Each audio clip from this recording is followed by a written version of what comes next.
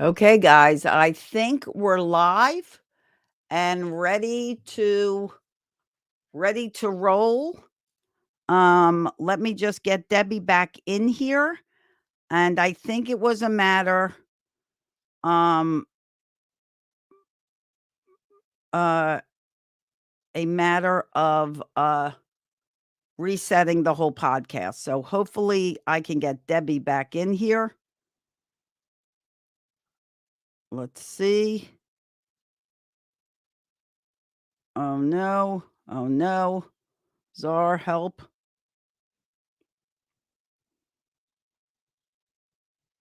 Hold on. Hold, please. Hold. Sorry, just talk amongst yourselves. Here, let me put on some music for you while we fix things up here for you. Okay? Let's see. Here's some music. Talk amongst yourselves. We're going to get this rolling in a second. Okay?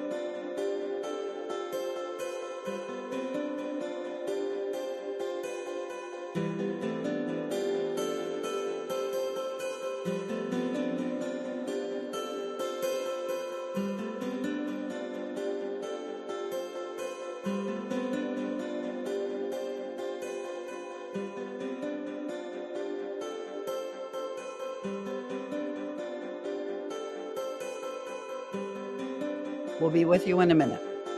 Stay with us. Don't leave.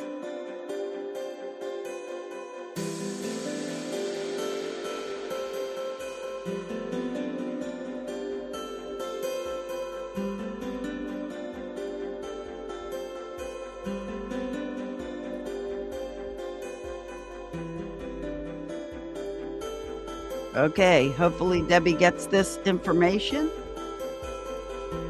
And we'll be coming on in a second. Let's get her banner up here.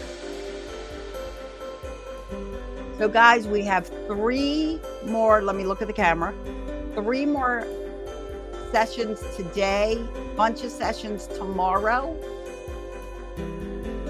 Really excited for all of them. They've been great. If you've loved them, share this out to your friends so they can join us tomorrow. Once again, my session tomorrow at noon. Is that music kind of loud? It is kind of loud, isn't it? Oops. Okay, we'll just stop it. Okay. My session tomorrow at noon is... Oh, yay, Debbie got the message. My session tomorrow at noon is live on Zoom. It is the only one that will not be in the Facebook group, will not be on YouTube. In order to attend, stop yelling at your kids once and for all. You must register. We will send you the Zoom link. Okay, Debbie is back. Hip, hip, hooray. Yay, you're back. Yay, I did it. We did it. To reset. I think that was the gist of it, is that we had to reset. Maybe it went too long. Who knows? Okay. All right. So, are you all ready? Did you upload? You did upload. Yay. Yay. And we're going to add that to us. And then, are you all ready to proceed? We have another viewer, so I think everybody's catching on that we've started again. Okay. So, excellent. I'm going to leave you to this, Debbie, and proceed. And we look forward to hearing what you have to say. I'm heading out, not permanently, just in backstage. I'll be backstage. All right. Thanks, Celia. Appreciate it. And thank you so much for having me. I'm super excited to be here. And you just tried to illustrate how we can stay calm within the chaos of the internet and social media.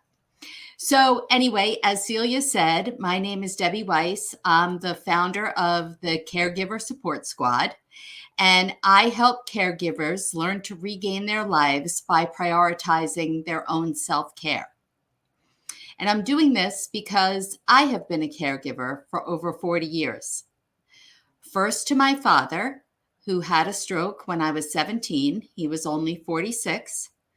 he became permanently disabled. He lived for 30 years after that stroke. My parents were divorced, and I have one brother who's 4 years younger. And certainly at 13 years old, he was in no position to step into that caregiver role. Not that I really was either, but you know what we do as oldest children. And so that's a picture of my dad in the middle there of the screen prior to him having the stroke. And then I am the proud mom to two wonderful sons, and they are now 21 and 19. That's them when they were probably, I don't know, guessing like 5 and 3. And my oldest son on the bottom there, he was originally diagnosed at the age of 2 with PDD-NOS, which they don't even call it anymore. It was autistic spectrum disorder. He then added a diagnosis of ADHD, anxiety, depression, and probably about 4 years ago, bipolar 2 disorder. So as I said, he's now 21. He lives at home. He's been through some tough years and is currently not going to school or working. And finally, I have my husband, who that's our wedding picture about 28 years ago now. He became permanently disabled about 4 years ago due to a variety of both physical and mental illnesses. So 40 years worth of caregiving, I have lived through every emotion that there is, a lot of anger, resentment, jealousy, emotions really that don't feel good to admit that I felt, but it's the truth. Obviously, all of my loved ones, they would prefer and have preferred not to be in this situation. They didn't want it for any of us. It is what it is, but you still can't help but feel those feelings. Later on in my presentation, I'll tell you how I've been able to, I don't want to say get over them, but let's just say shift my focus away from a world of negativity and, truthfully, chaos. And so today, I'm just going to share a little bit with you about the stages of caregiving, talk about caregiver burnout. What is it? Are you possibly suffering from it? Why is self-care important, and what does it have to do with anything? And how do you even learn to prioritize your own self-care, especially as caregivers? Let me go back. As Celia mentioned, I'm talking about being the caregiver to 3 individuals who have a physical or medical conditions. But being a parent alone means that you're a caregiver, right? Because the second that Sam, my oldest, was born, my whole world changed. I no longer thought about myself. Every moment was about him, what I could do for him, how to make the world a better place for him. And it had nothing to do with him being diagnosed with anything, because he wasn't at that point. And certainly same with my younger son. So as parents, we are also caregivers who can experience all of the things that I'm going to be talking about today. And hopefully at the end, you walk away with a plan that will help you learn to incorporate self-care into your life and maybe look at it a little differently than you currently do. So Rosalind Carter said, there are only 4 kinds of people in the world: those who have been caregivers, those who are currently caregivers, those who will be caregivers, and those who will need caregivers. So even right now, if your situation is such that you don't fall into any of these categories, you certainly will, because none of us really know when our status of a caregiver will change. And I am a family caregiver, which just means that I am not paid. I'm not a paid caregiver. I'm not a nurse or a doctor or a physician's assistant or anything in the medical field. I'm just a family member with no credentials. And Celia also said when we were chatting before our technical issue that she helped with her mom and her dad, even though they had help. It doesn't matter if you have help. It doesn't matter if that person doesn't live with you. My dad for 30 years never lived with me, but I was still his caregiver because I was the one who was worried about him all the time. I was the one who had to worry about where he lived, him paying his bills, how was he going to have meals, snacks in his house, his doctor's appointments, all of the things when he needed something, when he just needed a shoulder to cry on, I was the person that he called. So don't think that you're not a caregiver just because your loved one doesn't live with you. If you worry about that person, you're their caregiver. And in the United States, more and more of us are becoming caregivers. Looking at this screen, back in 2015, there was 43.5 million family caregivers just in the United States. 5 years later, we added 10 million more caregivers, and almost 25% of those were taking care of more than one person, just like myself. And another sad statistic is that almost a quarter of the people that are caregivers feel that caregiving has actually made their health worse. More family caregivers report that their own health is fair to poor. Not a very promising or good statistic. I mean, we're always so worried about the person we're caring for. What would happen if something happened to us? Who would care for us? Or who would be caring for the people that we currently care for? Caregiving is a journey, and we can be in one of these phases and we can actually flip back and forth between phases. As a matter of fact, I feel like right now, personally, I'm flipping back and forth, and I'll explain in a minute. Many times, the first stage of caregiving is when you're a catapulted caregiver. Usually, caregiving comes on suddenly, either with a medical diagnosis or a crisis like it did when my dad had the stroke. We had no idea. Like I said, he actually had just turned 46 years old. Yeah, he had high blood pressure and high cholesterol, was being treated for it. It was just shocking when we found out.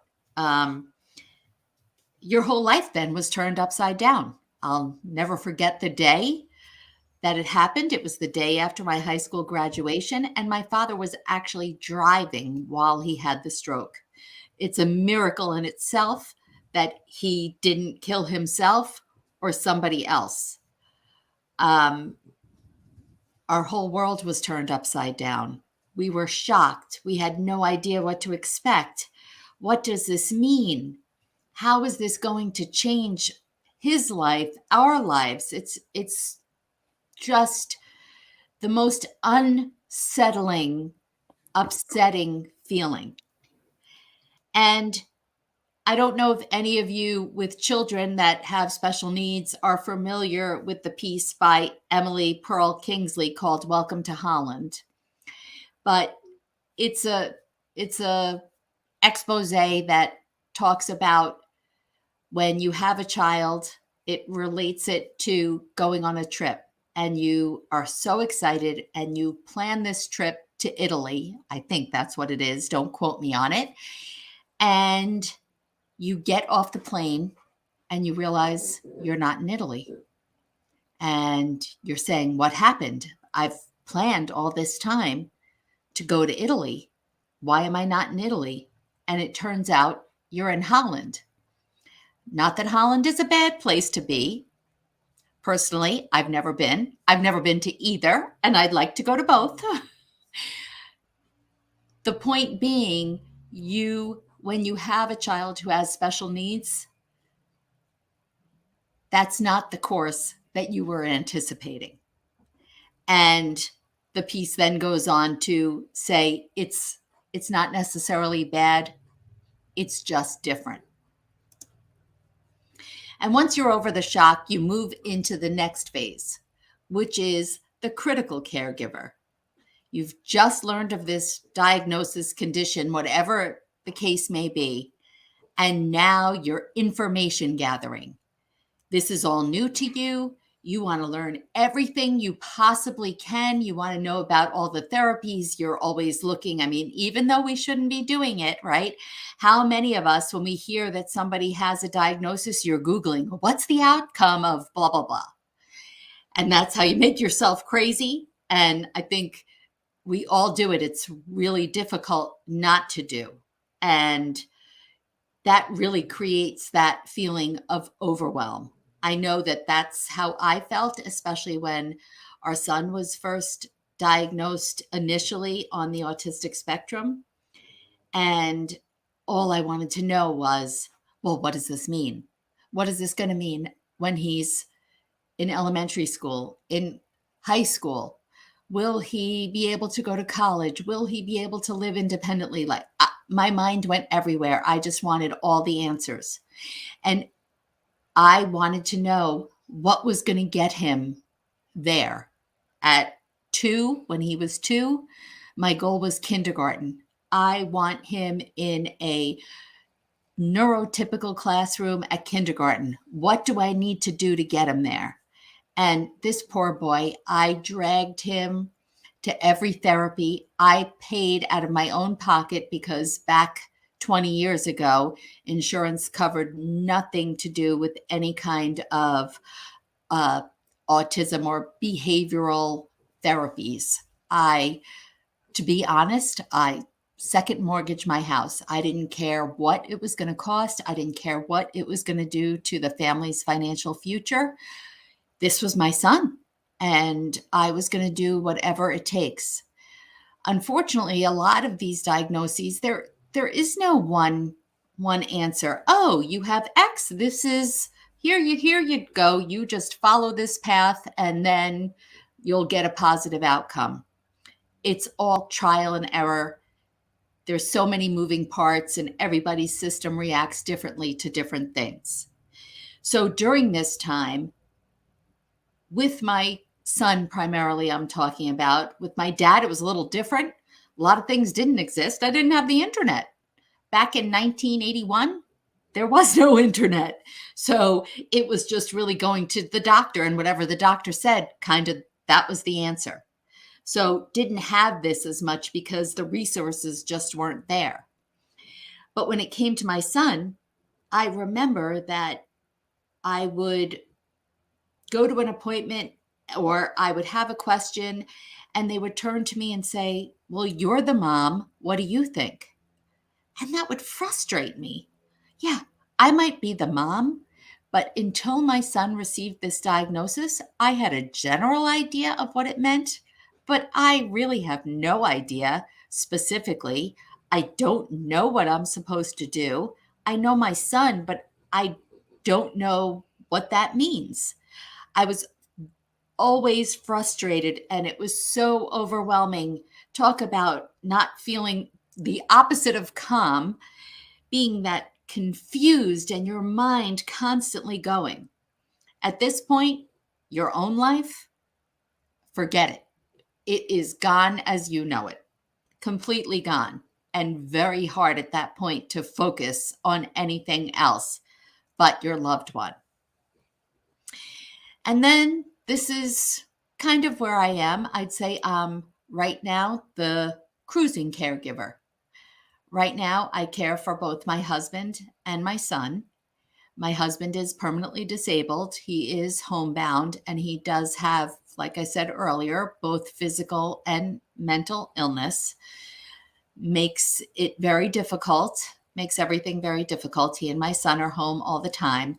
My dad passed away about 11 years ago. So now I'm in a position with my son and my husband where I'm kind of just cruising. I've accepted this is my life. It is what it is. I wish I had the superpowers. I wish I was Wonder Woman or Batgirl. Really, I always wanted to be Batgirl. I wish I was Batgirl and I could fix everything, but I can't. And it stinks, but I can't. And I figured out how to remain calm during all the tornadoes swirling around me. And I think that's where I am now. I'm actually in the middle of a tornado. I'm not a science person. I can't remember what it's called. Is it the eye of the tornado? It's the eye of the hurricane, but I'm right in that tightly swirling funnel right now. And yes, it's upsetting. However, I'm used to tornadoes. And so each time a new tornado pops its ugly head out of the earth, I'm calmer in the process, which is extremely helpful when you can come at a problem from a calmer place. And I'm ready to focus on my own needs. And that'll take me back to the beginning of my story. So, what happened? I was angry, I was resentful, jealous of other people, often overwhelmed, and feeling kind of, this feeling of despair. And when I turned 50, which was almost 9 years ago now, my friends convinced me to go away on a trip, a girls' trip to Bermuda, just for a few days. And I thought, how can I leave my family? What will happen? But I did it. And for the first time in my adult life, I was able to focus only on myself. And it was amazing. I never had that before. I couldn't believe people were saying, Deb, what do you want to do? Where do you want to go eat? Me? You're asking me? I forgot. I discovered that I forgot who I was. I forgot Debbie as the individual, not as the mom, not as the daughter, not as the wife, not as the caregiver. Debbie as the person. I actually forgot the things that I used to enjoy. And I began to rediscover them on this trip. And I actually questioned. I have one of my closest friends is a friend I've had since I was 12. And I had to say to her, did I used to like this? Did I always like this? She couldn't believe I was even asking that question. And I came back from that trip and I realized subconsciously, I did not come back and with an agenda. Subconsciously, I realized, you know what? This is my life too. And I don't want to have a life where I'm always angry and exhausted and being resentful. That's not a way to live. I need to do something for myself. And from that time on, over the past almost 9 years, I've slowly started to incorporate different types of self-care. Things have come and gone, and I'm still always changing and adjusting. It's a work in progress, and it really has changed my life. So, as an aside, the last stage of caregiving is when we're no longer a caregiver. Typically, it's because our elderly parent or loved one has passed on, and of course, we're grieving the loss of that person. But we're also kind of trying to figure out, well, now what? I've been a caregiver for so long. How do I even get back to a life? What did my life look like before? Or what do I want it to look like now? So there is such a thing called caregiver burnout. It's a state of being physically, emotionally, and mentally exhausted Oftentimes, you have a change in attitude. You might be positive, have been a positive person. You're no longer positive. You withdraw from your friends and family and loved ones. I have certainly done that at different times. I don't want to be around people who, to me, seem to be living a carefree life, even though nobody lives a carefree life. But maybe that person had something that I didn't, and I couldn't bear to be around it. You could have a change in appetite, weight, or both. Unfortunately for me, I've never been the kind of person who stops eating when they're stressed. It's just the opposite. I just start eating more, and my weight really ballooned during many, many years. Change in sleep patterns. Either you're sleeping too much, could be that you're depressed, can't even get yourself out of bed to deal with the responsibilities and burdens of the day, or you can't go to sleep, right? Your mind is always racing. You get sick more often. When you're not healthy, we get sick more often. And you're always exhausted and irritable. I was always so irritable, especially with my dad.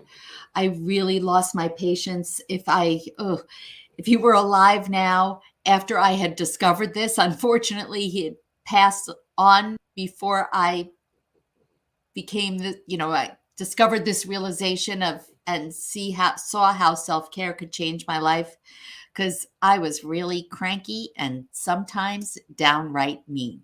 Not too proud of it. And why does this happen? I mean, we're all juggling multiple commitments, right? I mean, who doesn't talk about multitasking and always being busy and having somewhere to run? And it gets to us after a while, whether it's because you're a caregiver or not. You just get burnt out, and you're always prioritizing somebody else's needs. Maybe you don't have family support. I know oftentimes, unfortunately, when we're talking about the care of a parent, maybe siblings have different ideas. There could be, some disagreements there that make it difficult.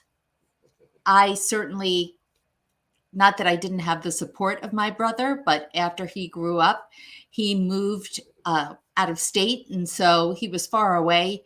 He just couldn't help. He couldn't help. He was never not supportive on the phone, but it's not the same thing as being the main person. And like I said earlier, you feel like you don't have control or you don't have the skills. When people said, well, you know best. Well, no, I don't. I don't have the skills. I don't know anything about autism. I don't know about ADHD or any of or mental illness. And that feeling all the time that you just can't be successful. And nobody wants to live that way. And you get burnt out. So, why self-care? Well, when you are able, we all heard that expression, you can't pour from an empty cup. Self-care is what fills your cup. It allows you time to recharge and reset, and it helps you to show up better for those that you're caring for. It helps you cope with stressful situations and sadness. It makes you resilient. It boosts your overall health. It makes you a better caregiver, and it brings calm into your life. But so many caregivers I speak to say, nice thought, but I don't have the time for that. I am so busy. I'm running every which way. How the heck am I going to squeeze in time for self-care? And you know what? If you say you don't have time for self-care, you won't have time for self-care.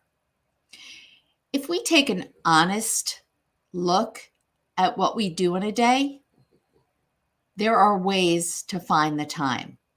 Self-care does not have to be an hour block every day or else.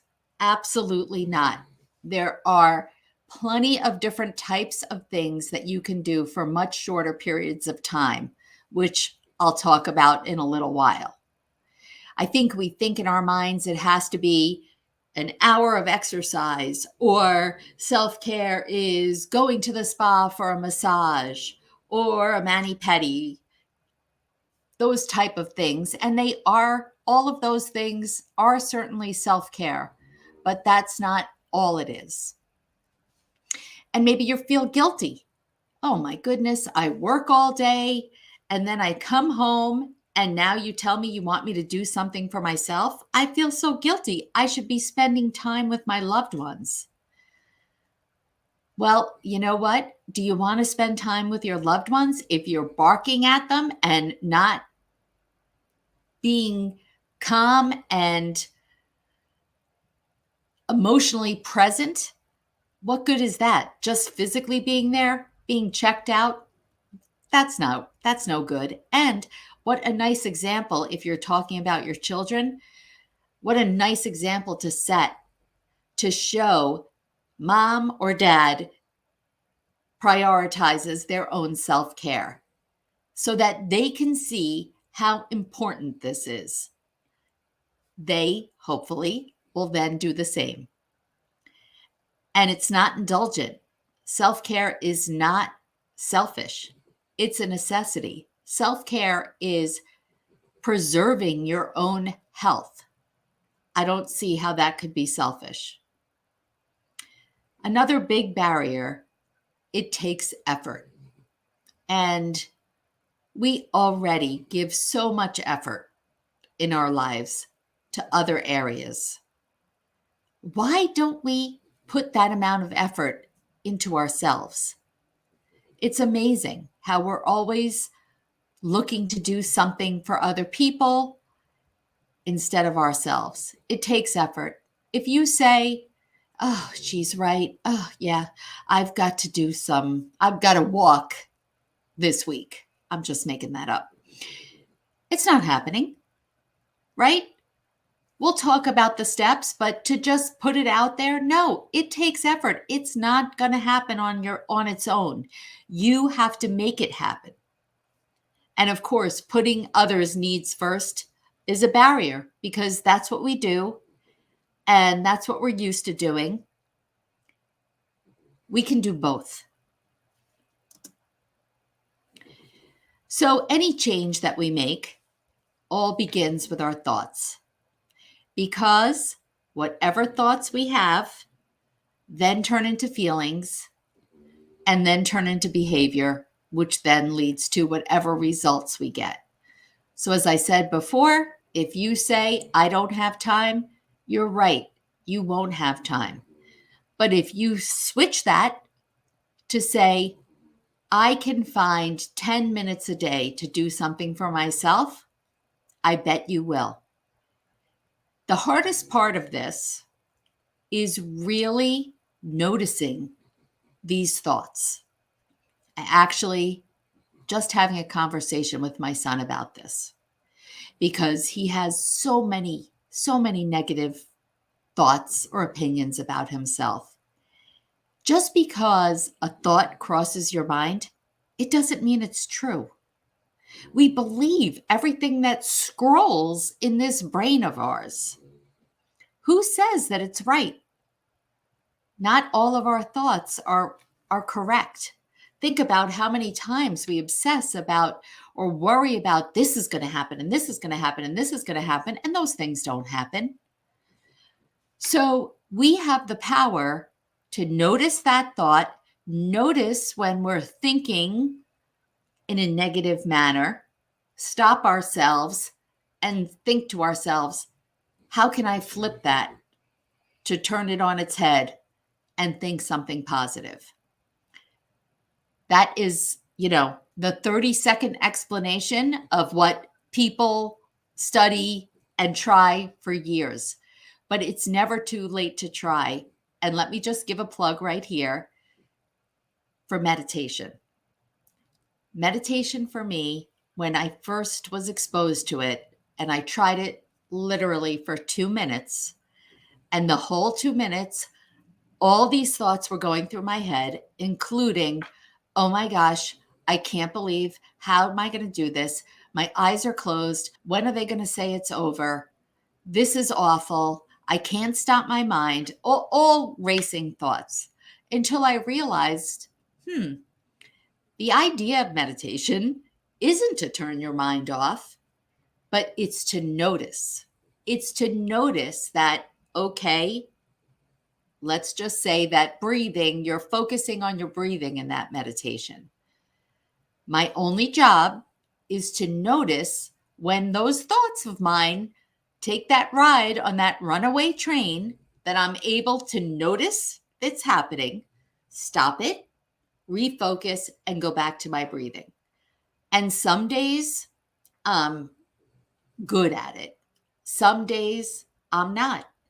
And that's why it's called a practice.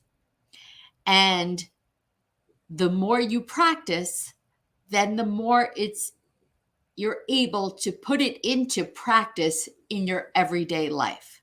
Just like anything else that you practice. This mind, it's a powerful thing. Okay, so as I mentioned earlier, we think of some standard forms of self-care, but there are so many others that don't usually cross our minds. I would say that the category of physical self-care is something we're all pretty familiar with. Especially nowadays, people are always talking about the importance of sleep, which I absolutely agree with, and physical activity, eating healthy, drinking lots of water, all of those things. And yes, of course. But there are other things too that are considered self-care.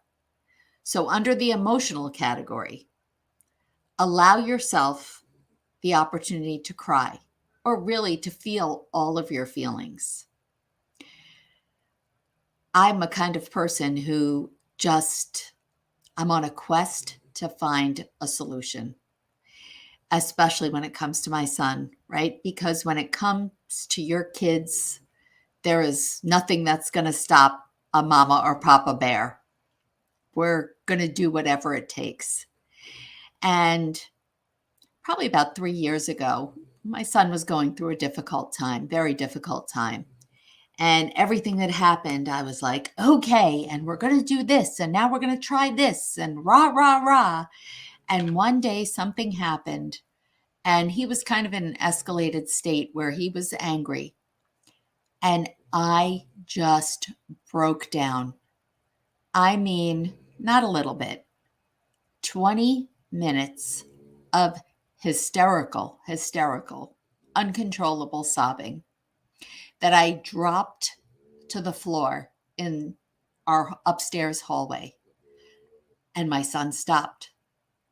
And he got so upset. Mom, are you okay? Oh my gosh, I didn't know you felt this way. What? How could you not know I felt this way? I was shocked. And then I realized he never saw any emotion come out of me because I was hiding it. I was hiding it from myself too. I was plowing through. I had my head down, my eye on the prize, and I wasn't going to let anything stop me.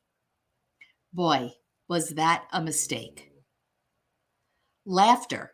It's amazing how you could watch a funny video. Now we have access to laughter, right? We have this. We can watch all these funny things all the time. 2 seconds, you watch one thing, you watch some of those baby videos or animal videos, and you're laughing. And it's a stress reliever. And it immediately calms your system. Socially, important to see our friends, date night with our husbands or partners, whatever that is, that's important. Support groups. I am a huge advocate of support groups. I've been in many different types of support groups. For me, I always find it helpful to connect with people who are going through something similar to what I'm going through. So don't discount them, especially one of the things that has come out of the last couple of years that I hope will be a keeper are online support groups, because it's a barrier a lot of times, especially if you're a caregiver, to leave your home. So it's nice that you can do it in the comfort of our own home, just like we're doing this. I already discussed meditating as far as spiritual. Something else, a new practice, more recent practice that I've embraced is a gratitude journal, filling out a gratitude journal. I didn't have a lot of buy-in to this. Again, probably not a good thing to admit, but I'm not a person who could just open up a blank notebook every morning and write things I'm grateful for. I saw no value in that. I just thought it was kind of a little woo-woo out there. And then back around Thanksgiving, somebody gave me a gratitude journal and it had prompts in it, which is helpful for me personally. And what I found was took 2 seconds, made me think, and I noticed that what it did was throughout my day, I started noticing things that I would never have paid any attention to before. I'm not a huge, I like nature, but it's not something that I was really aware of in my day-to-day goings on. And now I notice sometimes, when the trees are now budding, or when bare branches blowing in the breeze, or when I take my dog for a walk at night and I see bright stars in the sky, just that alone, boy, I noticed that. That's something I can write in my gratitude journal. Or a person doing something nice for somebody else. Whatever it is, it's honestly just given me awareness, which then lifts my mood throughout the day. It's amazing. You really need to be open to exploring new things that you thought, that's not for me. Because probably more than half the things that I do now, I said at one time, oh no, I don't do that. That's not for me. I don't like that stuff. It's amazing when you open yourself up and remove those limiting thoughts and discover there is a world out there that you might not think is for you, and it might be just the thing that you needed. Getting organized is also a form of self-care. I know before I was watching her earlier in the day.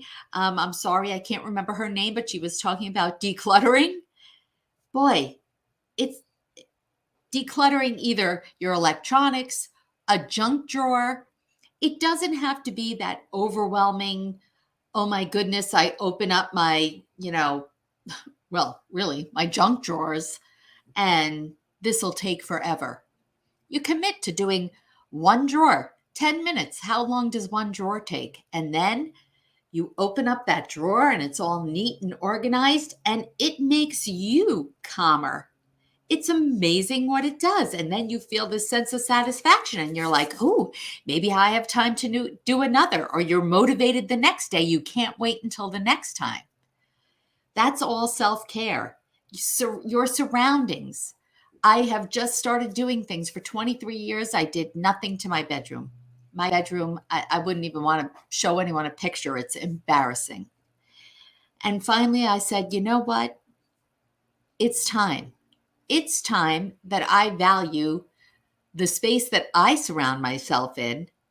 I want it to be a place of a sanctuary, really, for me.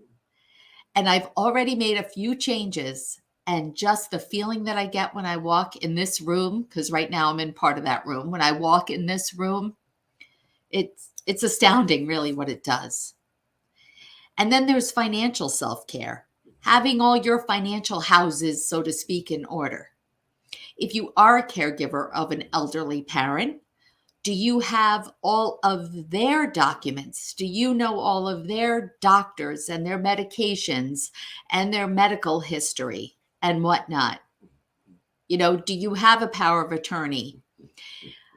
Do they have a living will? Having that all in order, it creates a sense of calm, and it's soothing. If you're a parent, do you have a will? Do you have, some of these things mapped out? Because if you don't, it's always in the back of your mind, and it's one other thing that's eating at you. Nowadays, intellectual self-care is so easy. You don't even really have to have time. If you're driving in a car, you can listen to a podcast, talk about a great way to multitask. You can go online and take a course. You can do an audiobook if you don't have time to sit and read. It's amazing what you can do nowadays. And work-wise, you have to create some kind of work-life balance. I think we're all so tied to our electronics and we need to be plugged in 24/7. We don't. And as a matter of fact, if you make it known, I don't check my emails on weekends or in the evening. You have to establish the boundaries. It's important. And as I said earlier, I don't care how much time you have. 5 minutes, here's a list. There's something you can do. Light a candle, watch a funny meme, hug someone, step outside. Or one of my favorites, I think it's at the end. Do nothing. If you have a little more time, like I said, clean out a drawer, watch a YouTube video, go for a walk, going outside, getting fresh air in nature. It does amazing things. I mean, sometimes if something is going on in my house and I need to get away, I go outside and I take a couple deep breaths and my whole demeanor changes. And if you have more time, of course, there's a bunch of fun things that you can do. So how do I even start? You have to start small. It can't be all or nothing. It can't be overwhelming. It won't happen. Pick some activity that you like. Figure out, well, when am I going to do this? And how many days a week am I going to do this? Start with 5 minutes a day. Schedule it in as you would any other type of appointment. If you had a doctor's appointment or an appointment for your loved one, you would show up. It would be in your calendar and you wouldn't miss it. Put it in that same calendar and hold yourself accountable. If you think that you're not the kind of person who can hold yourself accountable, share your goal with a friend. Put it on social media, right? Because once that's out there in the universe, maybe those people are going to come back and say, hey, how's that going? So if you really want to make a change, find an accountability partner. Maybe you have a friend who's trying to do something as well. Hold each other accountable and check in with yourselves, with each other. And if that's working, keep it up. Keep repeating the same thing until it feels like it's part of your routine. And then either add more time, add a new activity, whatever it is. And if it doesn't work, don't give up. There was a reason it didn't work. Maybe you picked the wrong days. Maybe you picked the wrong time. Maybe you picked the wrong activity. Not something that was doing it for you. There are an infinite number of possibilities. You just have to keep working at it. And no matter what, be kind to yourself. None of us are perfect. You're gonna mess up. We all do. It's not the messing up that's the problem. It's the giving up after the mess up. Just get back on that bike and just do it. Make sure you have SMART goals. You can't just say, I'm going to read more this week. No, I'm going to read a book for 15 minutes, 4 nights, Monday, Tuesday, Wednesday, Thursday before bed. And I know it doesn't seem like much, 5 minutes at a time, but all of these little changes over time can make a tremendous difference. They have transformed my life. I am no longer walking around feeling sad and depressed all the time, or anxious, or just being plain unhealthy. Do I have times where I'm sad or depressed? Of course, but it's not my overall persona. Overall, I'm just a calmer, more peaceful, happier individual. And I really did. I went from giving everything that I had to others to gaining my life back just by making these small changes. The picture over here, like you can see, the picture of me with the pink, assume you can tell, yes, I was a lot heavier. As I said earlier, that's how I coped. Eating was my drug of choice. But besides the fact that I was heavier, if you just look at my eyes and the smile and compare it to the other picture, which is me with my boys this past Thanksgiving, look at the difference. I think you can just see how much happier I am. And all of this has taught me what Glinda, the Good Witch from The Wizard of Oz, told us. You've always had the power, my dear. You just had to learn it for yourself. And I think that holds true with so many of life's lessons. We ourselves do have the power to do anything we want and behave anyway and make any changes. We just had to realize that we do hold the power. We don't need something from the outside. We make a choice, and we can make a choice to be caregivers, but be calmer, peaceful, happier caregivers. I hear you coming on, Celia. That's all right. Keep going. I see you have more slide. Go ahead.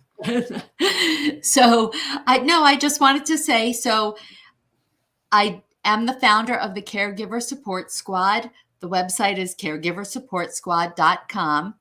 And I have some free resources for you. We have a free Facebook community of caregivers who are also trying to prioritize their self-care. So you can go on the website and there's a link to join the group. I also do have a free downloadable guide, 8 steps every caregiver can use to find this time for self-care. Even if you think you're not one who has any time, you can find the time. So feel free to do that. And if you're looking for a little more, maybe you're looking for an accountability partner, I also have the Caregiver Support Squad Text Club, where I will text you every day some daily nudges and self-care reminders. And I will be on the other end of that text. So I'm there for you. If you have any questions or concerns, you're having any kind of difficulty, I will respond to you. And that is free for 30 days. So you can try it. And if you like it after the 30 days, it's $8.99 a month.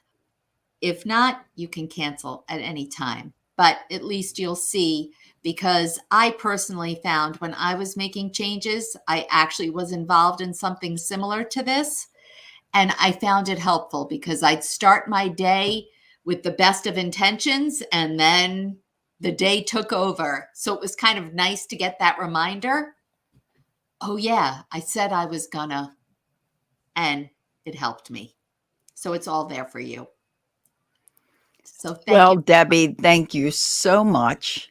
Was so informative, and I love all your ideas for self-care. I like so many. I actually screenshotted both I'm not looking in my camera because I Yeah, have this yeah. new camera and I forget to look in it. Me Um, too. both those slides I screenshotted because just so much great information there of what we need as self-care that we don't even think of. So Exactly. super valuable. Thank you so much for being here. Sorry about the glitches at the beginning, but We made that's it what work. we're responding. We have no control over Wi-Fi, certainly not Facebook. And so it's all on how we react. So we got things together. It was a great presentation. I'm grateful that you were here. And I thank you very much. Well, thank you for having me. It was great. And the whole day I've enjoyed. I've been jumping in and out when I'm not working and loving everything that I hear. I can't wait to hear the rest. Great. Well, and we'll be on. We got a whole nother day of it later to tomorrow too. Looking So forward to it. yeah, I'm thrilled with all our speakers. Just everyone brings so much value to the table, and you too. So thank Thanks. you so much, Debbie. And I hope now that you've had this long thing, you're going to do something nice for yourself. Although the I training actually am. sometime might be. At 6 o'clock, I'm jazzercising. That's my There you self-care. go. You So go, thank girl. you. All right. There you go. Thank you, Debbie. I'll talk to you soon. All right. Thanks, Celia. Bye-bye, Bye-bye. everyone. All right, guys. Well, another incredibly valuable uh training. And if you miss some of those slides, I mean, I'm telling you, like some of those slides that go through all the things that you need for self-care, literally, I screenshotted them because there are so many things I didn't even think of. So it's great. So go back and listen if you need to. Waiting back in our stage area is Jimmy Clare. Jimmy Clare was on my podcast as well, or was on your podcast, Jimmy, or both. I think both. I think I was on his and he was on mine. So let me tell you a little bit about Jerry. Jerry. Let me first say his name correctly. Let me tell you a little bit about Jimmy. See, I knew I would get delirious as the day got closer and closer to the end because I've been on camera so long. So, Jimmy Clare, here you go. This is what he's talking about. Oh, hold please. Wait, I want to change the banner. Uh-oh, I can't find my little arrow guy. Hold on. Oi. Okay, hold on. Here we go. Jimmy. There we go. So, we're talking about stopping your limiting beliefs. And this is for people that just think they're not good enough. And Jimmy shares a great story. He has dealt with autism his whole life. He is an autism advocate. He is a superstar. He appeared on New Year's Eve in Times Square. He is a motivational speaker and author and founder of crazyfitnessguy.com. And I'm excited to hear from Jimmy because he's going to speak from experience like everyone has and really give you some great advice of how you can start believing that you can do it and stop listening to those little voices in your head that were put there from your childhood. Let's overcome. Let's be at the superstar that you deserve to be. And let's bring Jimmy up. Jimmy, I didn't even bring you up. There's Jimmy. Yay. So, Jimmy, are you ready to talk? Yeah, I just got one question for you. Go for it. How many cups of coffee have you had so far today? Well, funny you should ask that. And thank you. Notice how large my cups are. And don't we love this cup? See, look, Oh, yeah. Our lives begin to end the day we become silent about things that matter. Thank you, the miraculous Martin Luther King Jr. I have had it's a pretty big cup, right? Two giant cups of tea. I have had 3 cups of coffee. I think that's it. Actually, I think one of the coffee my husband made decaf because he knows how I get. So yeah, I've had lots of hot stuff, but I've been doing good. But I go into delirium when I go too long. So sorry about calling you Jerry, but it's almost like Jimmy. Well, someone called me Vincent down an email that I had no idea who it was from. So okay. There you go. Okay. So you ready to present and talk to us about stopping our limiting beliefs? Yep. Okay, we got people watching. I'm going to leave you but I'll be listening backstage and take it away, Jimmy. Thank you. So I'm going to be talking about limiting beliefs. So from experience, I've been dealt with a lot of, let's just say, a bunch of annoying people in my life who, at the beginning of it, pretty much since the day I was born, basically said to me, I was not going to amount to anything. I was not going to do anything in my life. I wasn't going to be able to read higher than a second grade level. Currently, I'm in college, so that person was wrong. They also said to me uh, I wasn't going to write or be able to do any writing. And, I could have just settled and say, you know what, they're right. I don't know what. Uh, these guys are so-called experts and supposed to be. They. It's not. We don't like to argue with experts because we want to know that we want to believe that they're right. We want to assume that they're right because, let's pretend, for instance, this person went to some great, amazing college because so and so whatnot, and he has this degree after degree, like master's and bachelor's degree and bachelor's degree and whatnot. And you want to believe that they're right. Well, I could have listened to all those people. My parents could have listened to all those people. Well, one of the pieces of advice my parents got when I was diagnosed, before I was diagnosed with autism, the doctor told my parents that he doesn't have a crystal ball. They should just go home and take, and they should just go home and uh, take me home and love me for who I am. And that's what they did. They didn't. Sure, they got me help and whatnot. I went to speech therapy and occupational therapy, and there's so many other kind of therapies that I don't remember the names of because I was too young to understand any of this whatsoever. And to be honest, sometimes I still don't understand why I had to go through all this. But the point that I'm trying to make is I didn't believe any of those people who told me you won't be able to do this. Now, so why do people? Where does these limiting beliefs comes from? Well, these limiting beliefs could be from doctors or friends, families, neighbors, just anybody in everyday life. It could be a boss, it could be coworkers, it could be anybody that you see throughout the day. And I always like to say that these people are uh, they're putting doubt. They're basically putting themselves. They're basically putting their own beliefs on you because they don't believe that what they believe that you're not going to be able to do it because they were not they were not able to do something, and it's ridiculous. And yeah, and another thing is, people told me I wouldn't like. Here's here's a story I'm going to tell you. There was a person in my college class a few semesters ago. I don't know how long many semesters ago because I just been. It feels like an eternity ago because I've only switched different majors.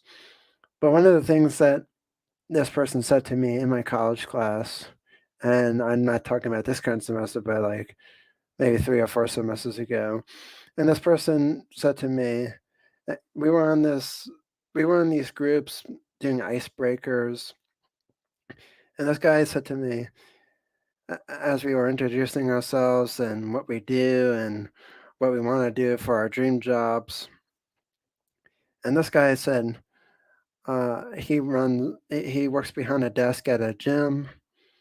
And I was like, cool, I'm going to share with him what I do.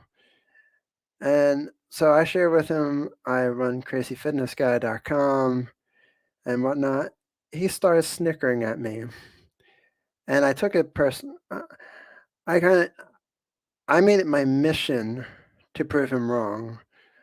And I know he's only one person, but I don't like to be told no. I don't take no for an answer. And you should ask my parents on that one because I really do not take no for an answer.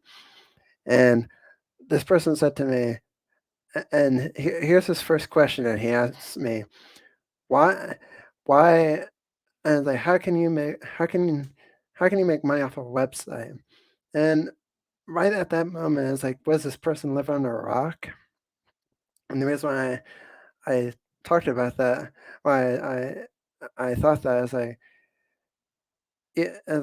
did this guy hear of Amazon, hear of Walmart, hear of um, uh, all the other online retail stores and whatnot? And it's like, this guy's nuts or something. But the better question he should have asked is, how can you personally, meaning me, how can you make money from a website? And so at that very moment, I made a mission in my life to prove him wrong, and I would love to see what he thinks of me now. But further to my point is these people come out of the woodwork out of nowhere, unexpectedly. I was just minding my own business in class, and we had these icebreakers. And there's times where I still, uh, I haven't been in person in college anymore since since the pandemic. So yeah, uh, I wouldn't even know what people would think of what I do now. But at the moment, yeah. But so my point is that these people come out of the woodwork, putting their own limiting beliefs on you for any amounts of reasons. So, what is a limiting belief? The A limiting belief is a negative thought uh, of limiting why you can't do something or you're not good enough. And I have these thoughts, and sometimes I have these thoughts on a daily basis, and these thoughts come from people like that guy. I didn't remember his name, but I just remember that story because it stuck with me. Because I I use that to it drives me just to prove people wrong. I've been proving people wrong since the day I was born, and that's who I am. That's what I do, and that's what keeps my fire going. And another person told me you shouldn't use that to fuel your fire, but if I've been doing this for 28 years of fueling my fire with, I'm gonna keep doing it. If it ain't broke, don't fix it. So so the s- so the limiting belief is just basically like what I said. I can't do this because of, and we tell ourselves these like, I can't work out because I don't have the proper equipment. I don't have time to go to the gym. I don't have time for this. I don't have time for that. I remember, I remember one of the presenters today said, "We got to make time. We all have the same amount of hours in our day." And I'm going to admit, today I haven't really done much of anything because I'm still been feeling under the weather. I've been procrastinating a lot, but and that's just how life goes. But here, look, I showed up. I'm not gonna skip out on presenting. I want to kind of skip on my schoolwork because I'm tired of being everything online. Having my online class, but that's just me. And one of the things that I liked when I researched this a little bit is that Tony Robbins um, had this article about limiting beliefs, and these are and he says that these stories that we tell ourselves about who we are and that hold us back from becoming who we are meant to be, and they hold you back. So some of these, and then these other limiting beliefs can be, I can't do anything right. People don't like me. Well, here's the thing with that. If I thought about everyone who didn't like me, I probably wouldn't get anything done. And I'm not using this today as an example. I just had a lot on my mind, a lot of distractions. I couldn't focus on which part I should go with first, and I just kept on going. So basically my whole brain is just one big spider web. It's like, hey, let's try this thing. No, let's try this thing. Let's try this thing. And by the end of the day, I'm like, I have no idea. I didn't even start anything. So, oh well. And another limiting belief is I'm not worth anything. There's something wrong with me. There's something wrong with me? Nah, I don't think so. I'm just autistic and I learn differently. That doesn't mean I'm wrong with me. If you ask people on from Autism Speaks, they would say differently, but that's the worst company in the world ever, and they shouldn't exist just for that. Speaking of which, that if they want to point fingers, that there's something wrong with them a little bit, but that's a whole nother argument for another day. So limiting beliefs can be simple or complex, and it can just be simple as saying, I don't feel like doing this, like I don't feel like doing the laundry today because I'm just being lazy. That's a great reason. Not. So who imposes these limiting beliefs? It could be you. It could be your doctor. It could be a, a lawyer. It could be your dentist. It could be, like I said, anybody uh, around you. It could be your mailman or mail lady, or it could just be anyone who you have regular contact with or interactions with. Simple and kind of annoying too, but or it could be the voices in your head. Have you ever had those voices in your head where they just won't go away? It's like, I know I had those voices in my head where they said, what are you doing? Are you okay doing this? Can I make a presentation? And to be honest, I do have those feelings in my head at times because writing in a different kind of way I'm going to use an example. I've been avoiding one of my presentations for my class because I had to put it in this outline that I have never ever seen before. It's not very basic. I feel like it's a little bit overkill. There's too much information in the outline for it to be an outline, in my opinion. But so that's that's why I'm saying those are the voices in my head saying, why am I doing this in this outline? I'd rather just create it in a PowerPoint. So, because that makes sense to me. But so, like I said, uh, professionals, including doctors, teachers, therapists, family members, friends, and society as a whole, can just bog you down with all those limiting beliefs that you just don't where they impose on you. So like one of the other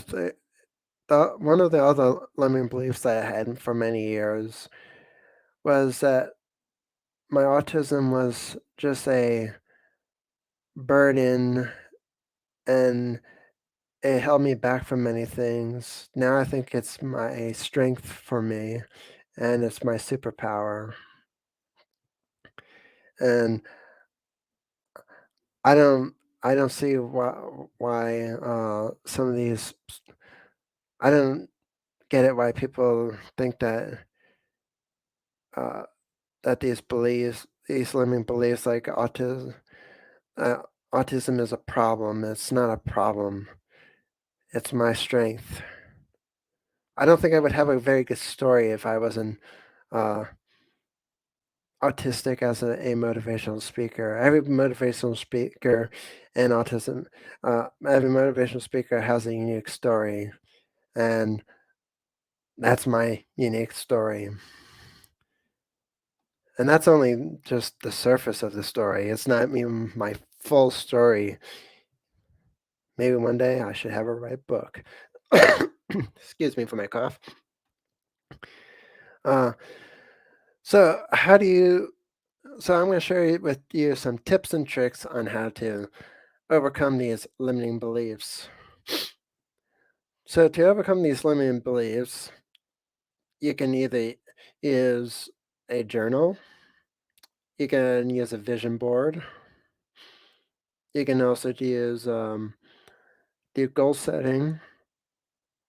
I like to listen to podcasts. I'm currently subscribed to 100 plus podcasts.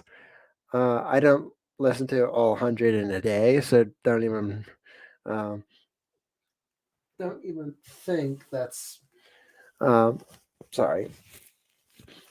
So that yeah, I listen. So I subscribe to 100 plus podcasts, and you can also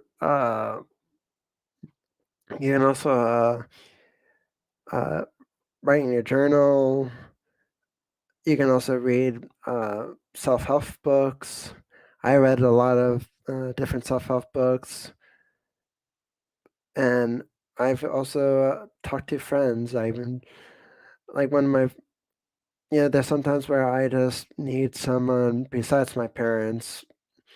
I'm asking, I'm just venting to someone and telling them I just need help, or just a simple, you know, I'm feeling this way because of so and so, and a lot of the times my friends are just there just to listen.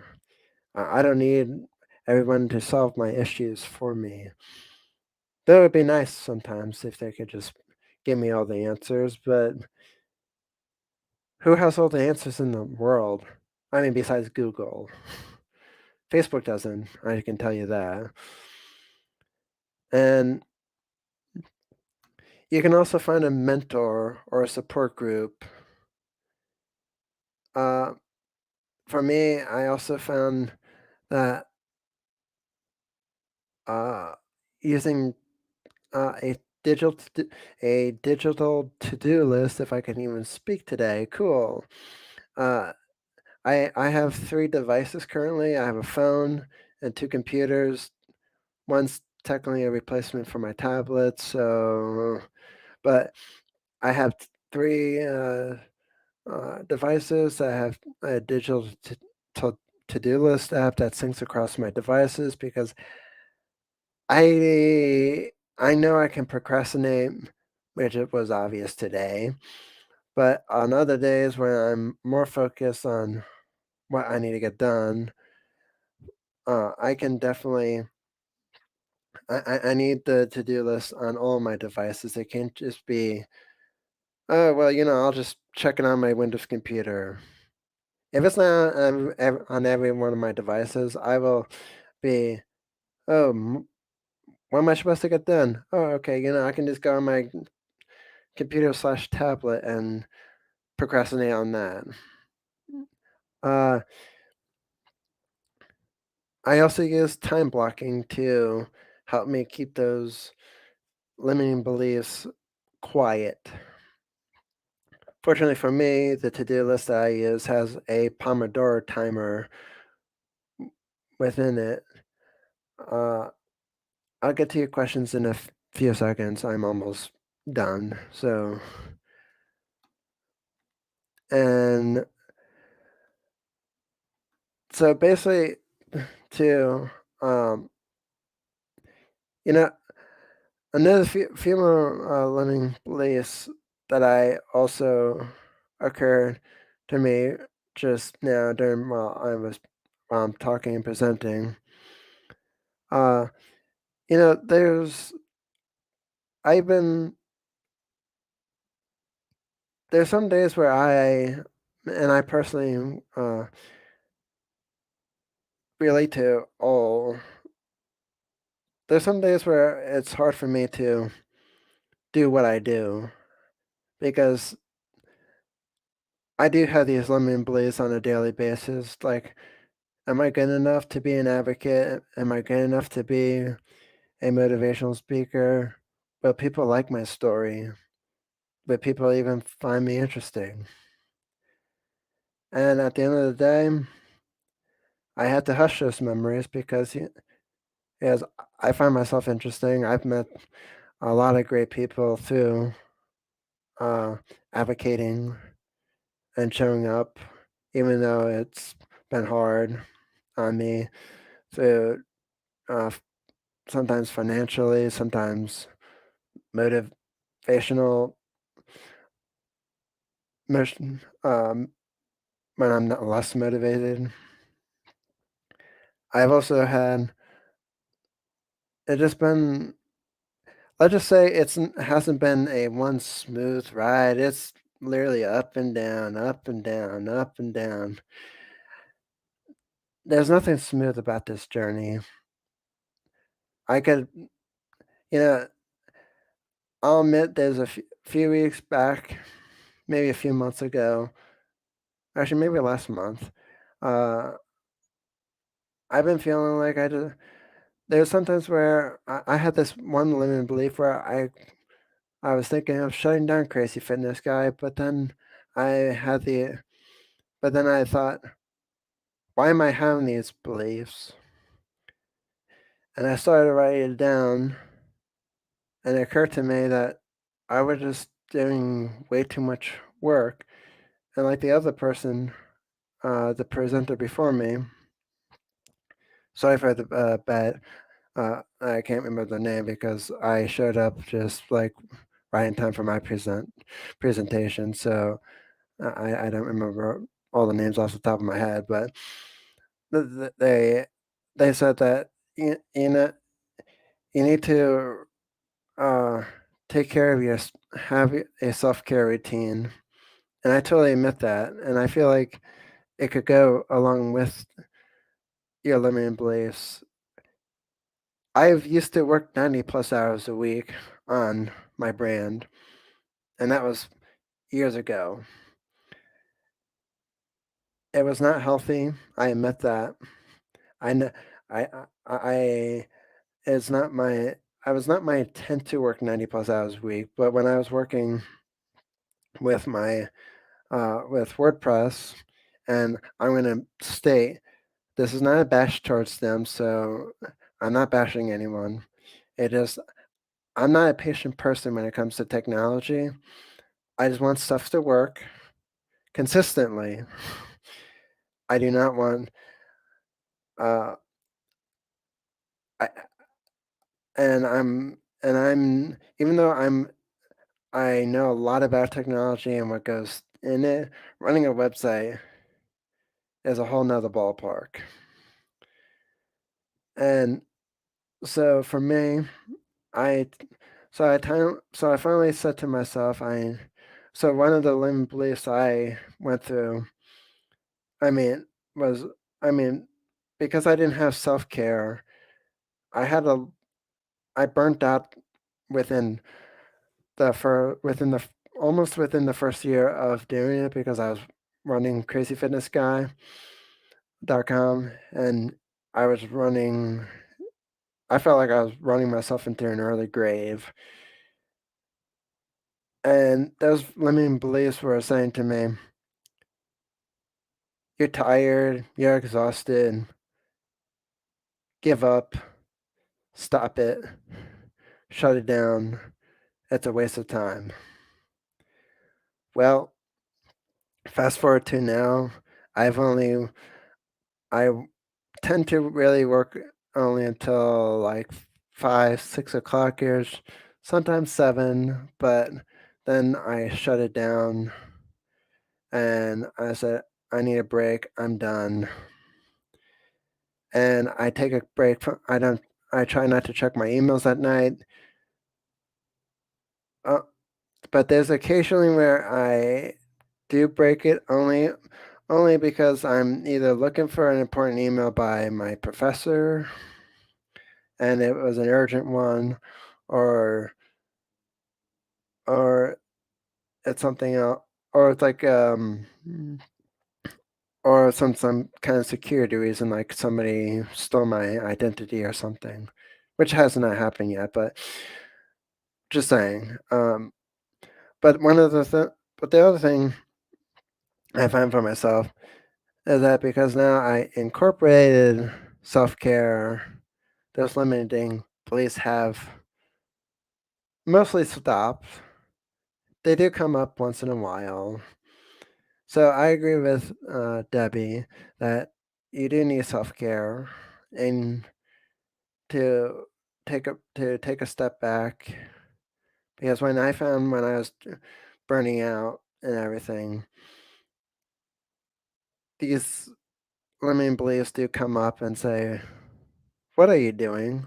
Why are you working so late? Is that all you do is work late, go to bed, wake up again, work some more, go to bed, wake up again, go to work, and go to bed? If that sounds like you, those limiting beliefs will start rolling in your head over and over and over again. It's one very it's like a hamster wheel that does not end. It doesn't start. It doesn't stop. There's no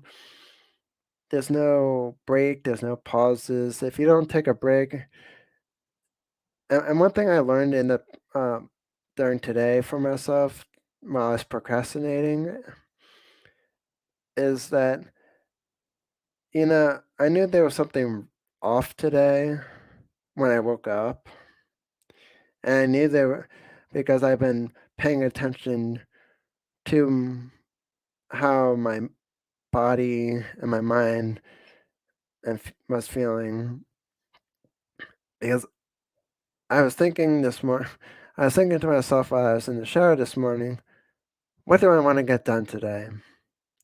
And I knew what I had to get done today, but I wasn't really interested to gain what was done today, because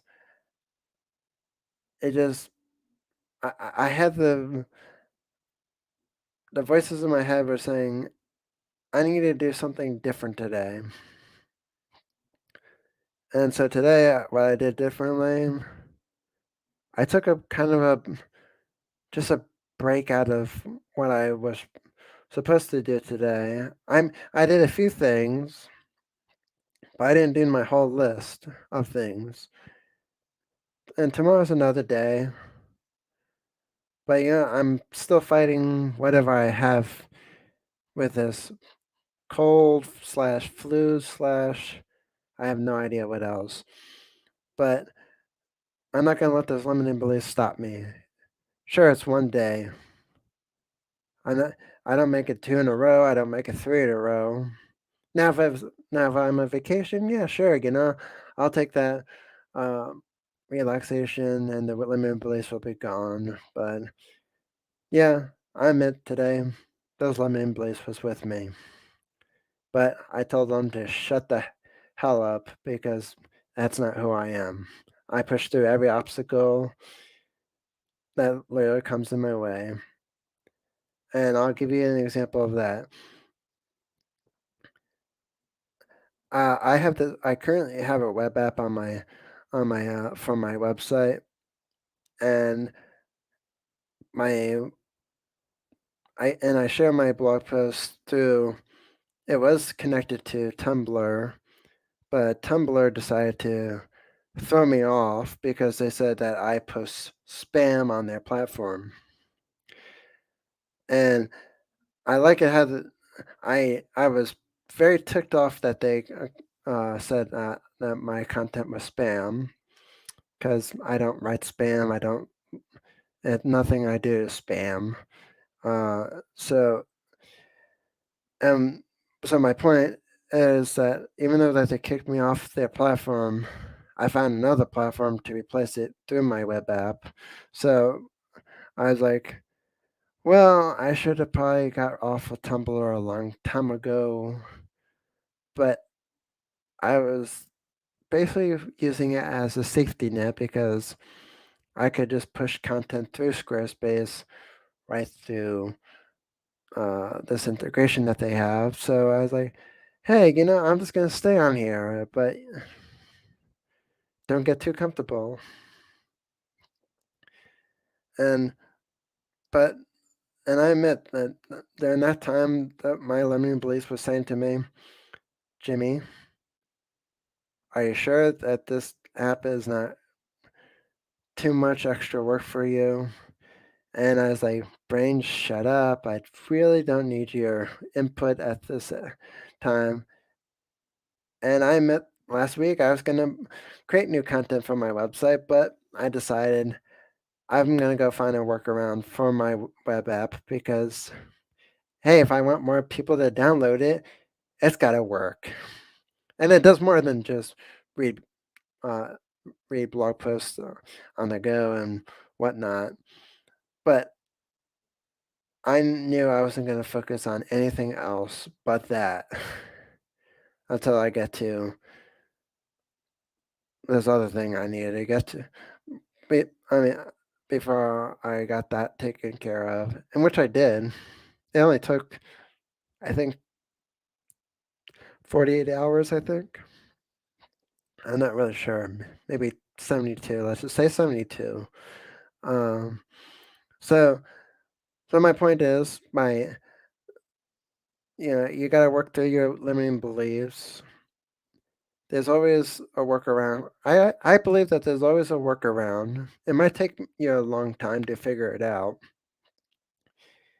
because believe me, there was one setting, there was one feature I was trying to set up on Squarespace that I wanted so badly. Every article I read about how to implement it, it sounded like it would take forever and ever and ever and ever. By the beginning of this year or ending of last year, I found out what I was looking for, and I found this article, and it told me all I needed to know about how to implement it, and it was very straightforward. And it was like all these other articles made it sound so gosh darn hard. I wasn't, but my point is, it could take 72 hours, it could take a whole year, it could take just a month, and you know, who cares of how long it takes you? I don't care how long it takes you, me. Okay, I'll take that back. There's sometimes I I care, especially because I wish that didn't happen. Because I kind of just wish that it was that came to me sooner, and I kind of felt dumb. It's like, oh, that's what it was, and yeah, it was it was shocking to find out that it was a very very easy fix. But oh well. So So remember, a limiting belief is what you tell yourself. I can't do what a blanky blank blank blank. Or and to overcome these limiting beliefs, journal, uh, get a support group, talk to your friends, talk to family members. But obviously, don't talk to them if they are one of those people who are putting their limiting beliefs on you. And if it's a doctor, go find a new doctor.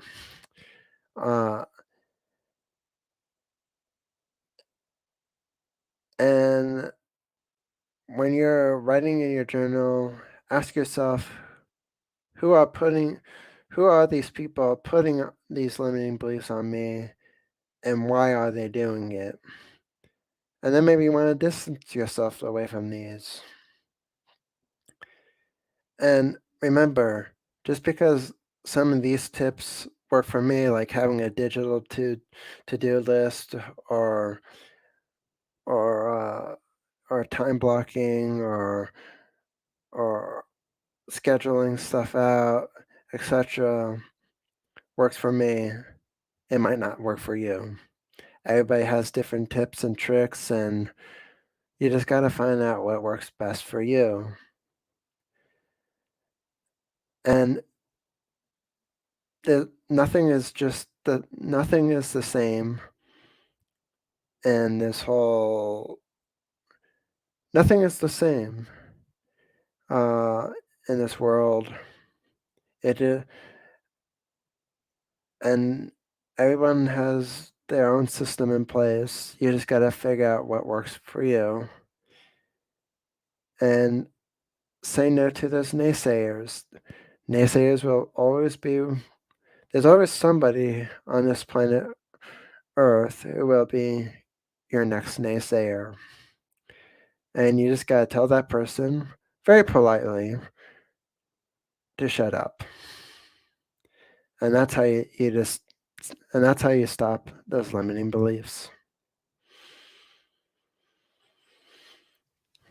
Jimmy, clap, clap. Was wonderful, wonderful, wonderful. Thank you. Thank you so much for that. And see, you made it without too much coughing or issues. Yet. You know, I always but I don't know if Matt is still here, but what was his one question? Wait, it was something about the app you use for hold on. Let me see if I can find it. It was the app you use. Oh, what is the to-do? Do you use an app for your to-do list online? Yeah, And I don't know as Matt is still here, but being as he's my nephew, I could probably send him a message. It's called Tick Tick To-Do List. Tick Tick. Hold on, I'm gonna write that in here. TIC. Yeah. TIC. I never heard of it. To-do list. Or it might be TICK. I'm not really sure. I don't. Okay, well, here we go, guys. So to something like this, look it up. And here, I'll show you. Tick Tick, if that's spelled correctly, may not be, but you can look that up. Yeah, it should come up on the first result of Google. What I like about their app is they have a Pomodoro timer integrated within their. Oh, really? That's awesome. Yeah. Unfortunately, I was going to use it today, but like I said, I was literally just procrastinating on everything. That's all right. Hey, you got here on time and you gave a fantastic presentation. All I just was focused on was the presentation. I didn't want to do my homework. I didn't want to do everything else for my website. But luckily, I'm not your teacher. True. So, but I thank you for being here. Well, technically, the assignment's not due until next week, so Oh, there you go. You got some time. Sometimes you're just not feeling good. You need a day off. Self-care. Exactly. And one thing I want to add about limiting beliefs too is that they're so often formed when we're young. And if you think about who put those limiting beliefs in your head those many, many years ago, if you saw that person today, would you give that person that much importance in your brain? Would what they say stay with you that much if you knew what you knew today and you met them today. So really think about that, because often when we're children, we give a huge importance to people that if you met them today, you would not give them any importance. Certainly not their opinion. I know So I wouldn't. yeah, so it's important to think about, where did this limiting belief come from? Where did this little voice in my head come from? Is it someone like you said, Jimmy? Is it a teacher you remember? If you saw that teacher today, would you be listening to that teacher? Would you No. ask them, so what is your opinion? Probably not. So think about that as you evaluate your limiting beliefs. But funny thing you said about that was that one of uh, the doctors who gave me those limiting beliefs, they were just using the data that they had on hand. And when I got the autism diagnosis, they told me, and this other person said to me, uh, what what I find was totally annoying about the diagnosis is that they don't do a follow up later on. They do it at a young age, so and they don't follow up with that person later on, and it's like, and there's like, oh, he won't be able to cook or fend for themselves, and it's like, you do realize I'm like in third grade. No one taught me how to cook. No one taught me how to tie my own shoes. Nobody taught me how to do this yet. But you're putting all this on me because you have data in front of you. Congratulations. Tell your data it sucks. Right, exactly. And doctors, it often is doctors. I remember when my husband went into heart failure,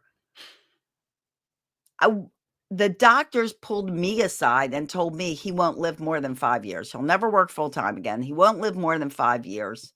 He'll have a very sedentary life. Well, that was in 2001.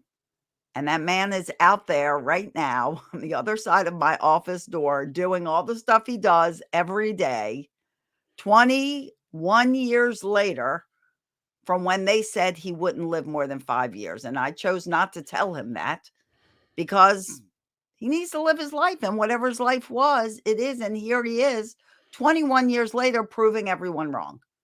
So you just can't believe everything you hear. The person you need to believe is start believing in yourself. Exactly. That's why my dad even, when I showed him I got featured in New York City Times Square, he got it printed from Shutterfly, and I framed it and put it in my room. Unfortunately, I don't have it in this room. This is just my shore house, and so everything is in storage because I was moving temporarily. So yeah, it's not gonna be fun moving back. No, moving's never fun.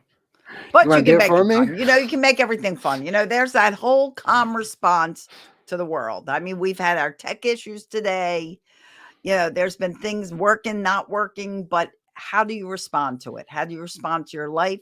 How do you respond to those people that put their opinion in where their opinion does not belong? So you got to empower yourself. Well, Jimmy, thank you so much for being here. I really, really appreciate it. I know it was thoroughly enjoyed by everyone that listened to it, and we all found value from your talk. Please, before you go, would you tell everybody how to contact you? And also, Jimmy, I forgot to mention your podcast, so please give everybody your podcast name as well. So the best place to find more about me is just go to crazyfitnessguy.com. All my links up there. Unfortunately, like when I first started out, I created like it used to just be Crazy Fitness Guy, and then I added myself to show the real me, and not just not hide behind the brand. And so now I have 100 plus profiles, which is so much fun to update. And but so the easiest way is to find everything about me is go to crazyfitnessguy.com. You see all Crazy Fitness Guys profiles, and mine is on every single blog post that you read. And I don't think I'm on the show notes, which is kind of weird. But anyway, and to, if you want to listen to my podcast, go check it out, Crazy Fitness Guy Healthy Living Podcast. And yeah, I'm actually adding more features to it so people can interact with it more. I found this cool tool that lets people send in voice messages so I can add them to the show. So if you want to hear your voice on the show, definitely drop a message, and that will be coming soon. That's one of the things I wanted to work on today. Did I do it? No. That's all right. Hey, you got this done, and you can do that tomorrow. Exactly. Be happy with what you accomplish. Always pat yourself on the back and be grateful for what you got done. True as that. So there you go. Well, thank you, Jimmy, so much. I hope you start feeling better. I know you're feeling better than you did, but I hope you even get better and better. And I appreciate you being a part of the International Day of Calm. Definitely. Thanks for having me. Our pleasure. We'll talk to you soon. Definitely. Bye, Jimmy. Bye. Okay, guys. So we have one more speaker tonight, and she hopefully will be on in a couple minutes. Andrea, I don't know if you know if she got that link. I think Czar sent it to her. So it's going to be Robin Albertson Wren. Her class is grounded, present, grateful, guided anchor breathing practice, and deep relaxation, which we need after this long day. So I hope Robin will be here soon. I just want to mention and review a few things and let you know a little housekeeping rules. And that is tomorrow actually is the International Day of Calm. If you haven't pledged to be calm, go on to dayofcalm.org, take the pledge.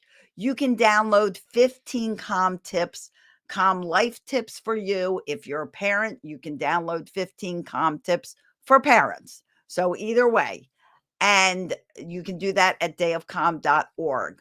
Also, all day tomorrow, more classes from 8 a.m. to 8 p.m.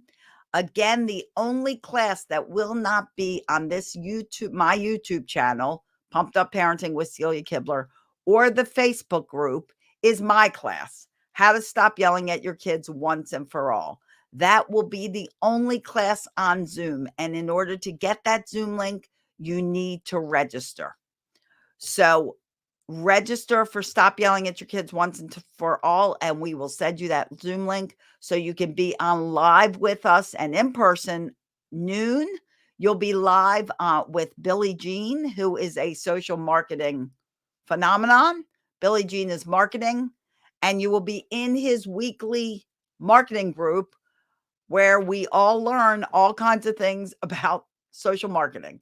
He's an incredible guy. He's a wonderful guy. And we're kind of on this mission to stop yelling at kids together. So my talk about stop yelling will be on Billie Jean's Zoom. So please be sure to register. In the meantime, there are a lot of videos that did not go on this particular live stream, but appeared in our International Day of Calm Facebook group. They fed into there. They fed into YouTube. So if you're on those two platforms, there's a lot of different things that you might have missed.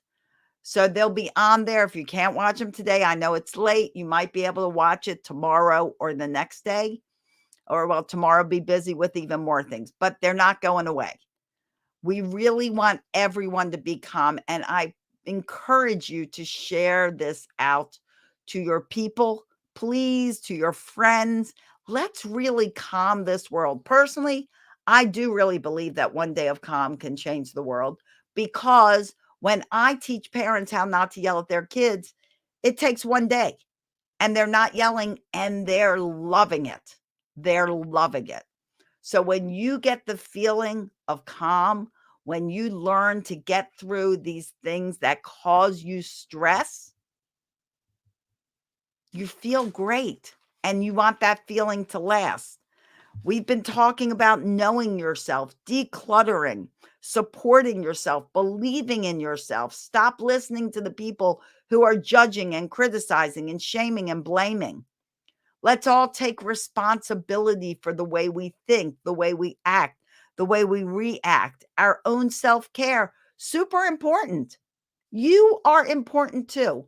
You are worthy of love. You are worthy of happiness. You are worthy of calm. You are worthy of success. Don't forget it. Work on calming the areas of your life so you can be calm. Reach out to support groups. Some of the suggestions Jimmy just made. Start journaling. Super therapeutic to journal. If you have someone that you're having a hard time dealing with, I highly recommend that you write them a letter. You don't have to mail that letter, but write a specific letter directed to them personally. Put all your thoughts in it, everything that's kind of been eaten away at you. You don't have to mail it, but it is so great to get it out. Listen to others, learn from others, listen to people that uplift you, not people that put you down. And it all takes baby steps, guys. This is one step in your journey. The fact that you're on here today and you're on here tomorrow, congratulate yourself, because you're taking a step forward that many people don't. A lot of people don't reach out for help. A lot of people don't try to learn better ways. They're set in their ways. And they're like, well, it worked for me. I was yelled at as a kid, or I was hit as a kid, and I'm okay. Are you? Are you okay? Ask yourself that. And if the answer is not a true and honest yes, then let's change that. Let's stop the generational cycles of dysfunction and abuse. Let's create the next generation that does not have to recover from their childhood. Can you imagine? Can you imagine what the next generation would be like for people that don't have to recover, that are confident, that have strong self-worth and self-esteem, that aren't going to therapy to get rid of all those voices in their head because they weren't put there to begin with? They were raised with encouragement. They were raised with positivity. They were raised to know that they can do whatever they put their mind to. Can you imagine? Think for a second. What would this world be like? A lot less bullies, a lot less aggression, more consideration, more compassion, more thought. Okay, so I'm really hoping that our next speaker jumps on. Andrew, I don't know if you're here, if you know if she's coming, because her thing starts in 1 minute. So I'm going to just hold on for a minute and let's check to see if she's sent any messages. Hold please. Another, talk amongst yourselves. I'm seeing if there are any messages from her, which I don't see. Don't see messages. So, I don't see messages. Okay. So anyway, I'm going to probably talk just for about 10 minutes more.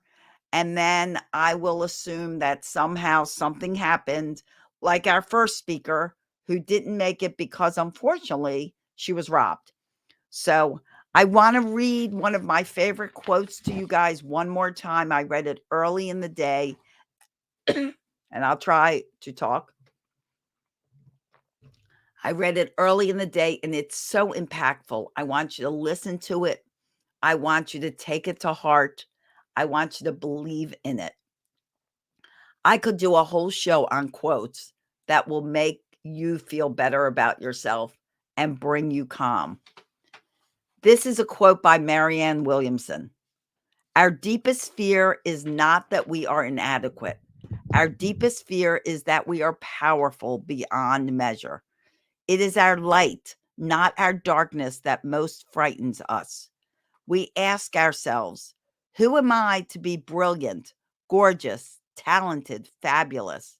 Actually, who are you not to be? You are a child of God. Your playing small does not serve this world. There is nothing enlightened about shrinking so that other people won't feel insecure around you. We are all meant to shine as children do. We were born to make manifest the glory of God that is within us. It's not just in some of us, it's in everyone. And as we let our own light shine, we unconsciously give other people permission to do the same. As we are liberated from our fear, our presence automatically liberates others. Isn't that an amazing quote? So don't dull your shine. Shine bright. People need to know you. They need to hear from you. I could go on with quotes all day. There are some amazing quotes out there. I really encourage you to find your own light, to recognize the genius you have. I told you guys at the beginning of the day, make a list. What am I good at? What am I not so good at? And what you're not so good at, find help. What you're good at, plow forward and let that light shine. If you feel calm in 8 out of 10 areas of your life, well, then let's get those other 2 areas going well too. There have been people here that talk about financial, talk about careers, talk about the personal, the spiritual, parenting, the companionship, marriage. We'll go into a lot more people tomorrow. These are areas we all need to look at, examine, and see where we are. Where do we fit there? Get your support groups. Get everyone that can support you and help you. And if there's one area that you struggle in, there's a whole lot of people out there to help. You can reach out to people like me. I'm a relationship and parenting coach. There are a zillion people that were on here that also you can reach out to. Don't be afraid to ask for help, because you know what? It's a sign of strength to ask for help.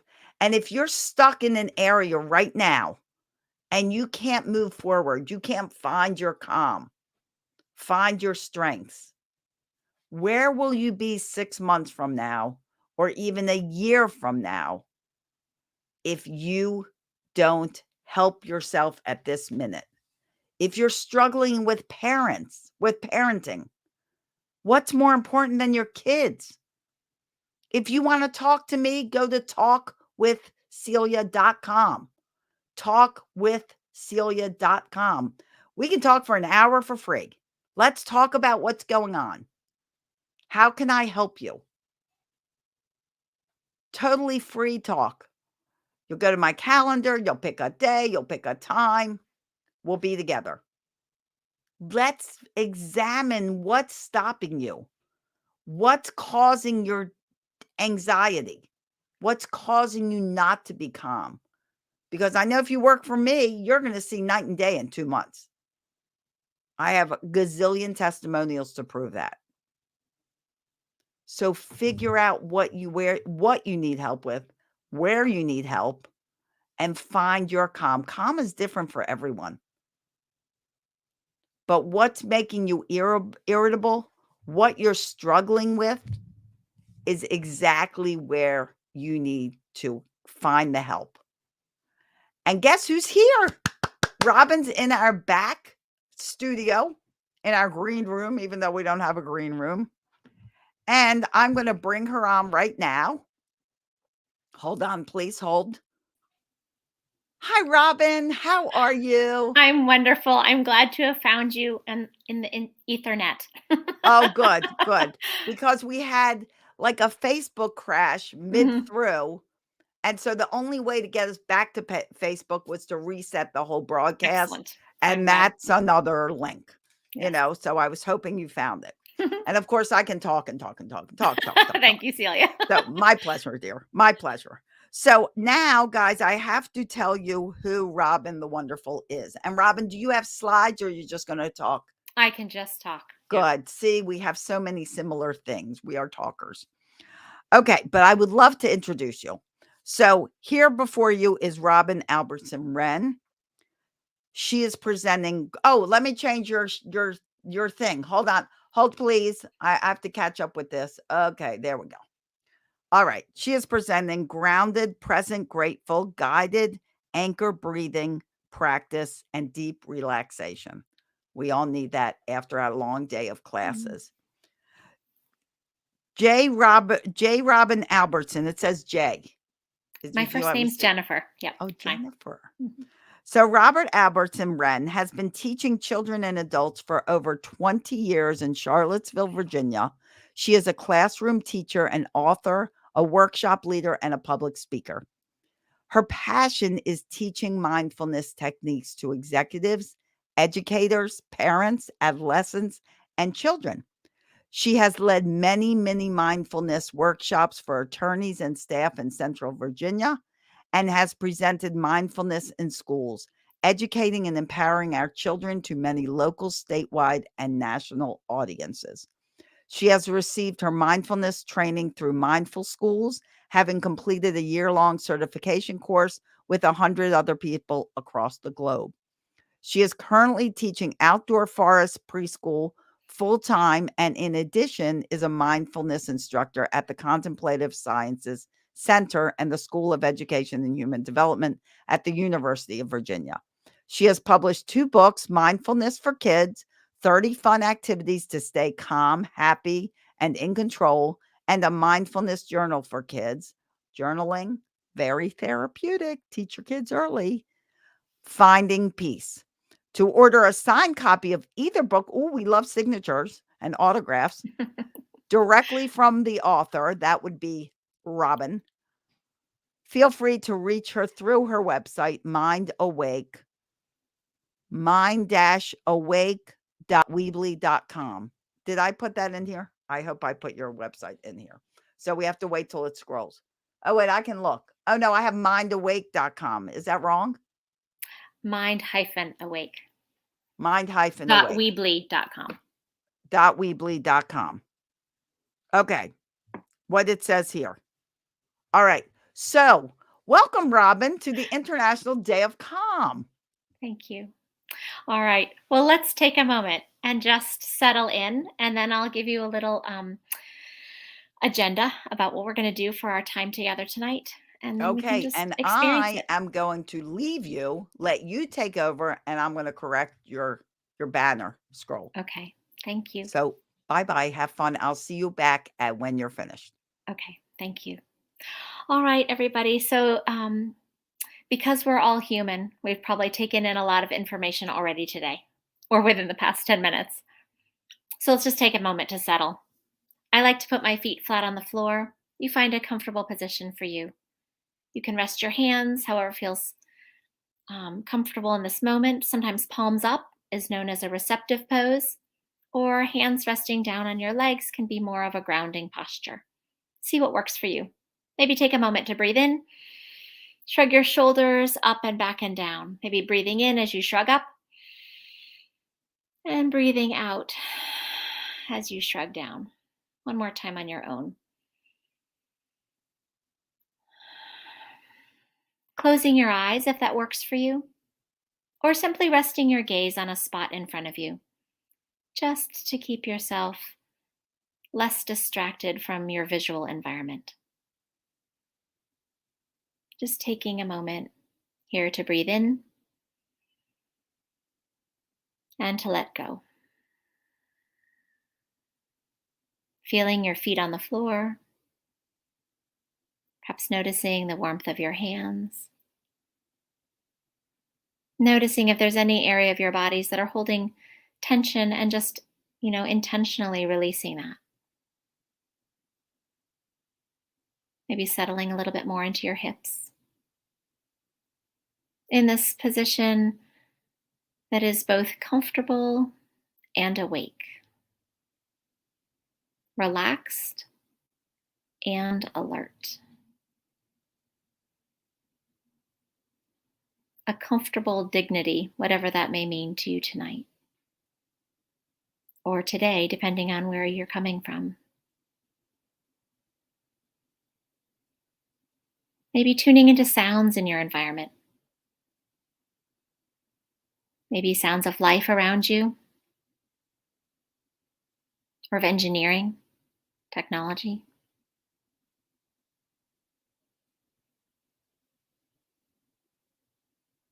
Noticing perhaps the quietest sound in your environment. Perhaps tuning into the sound of your own quiet breathing.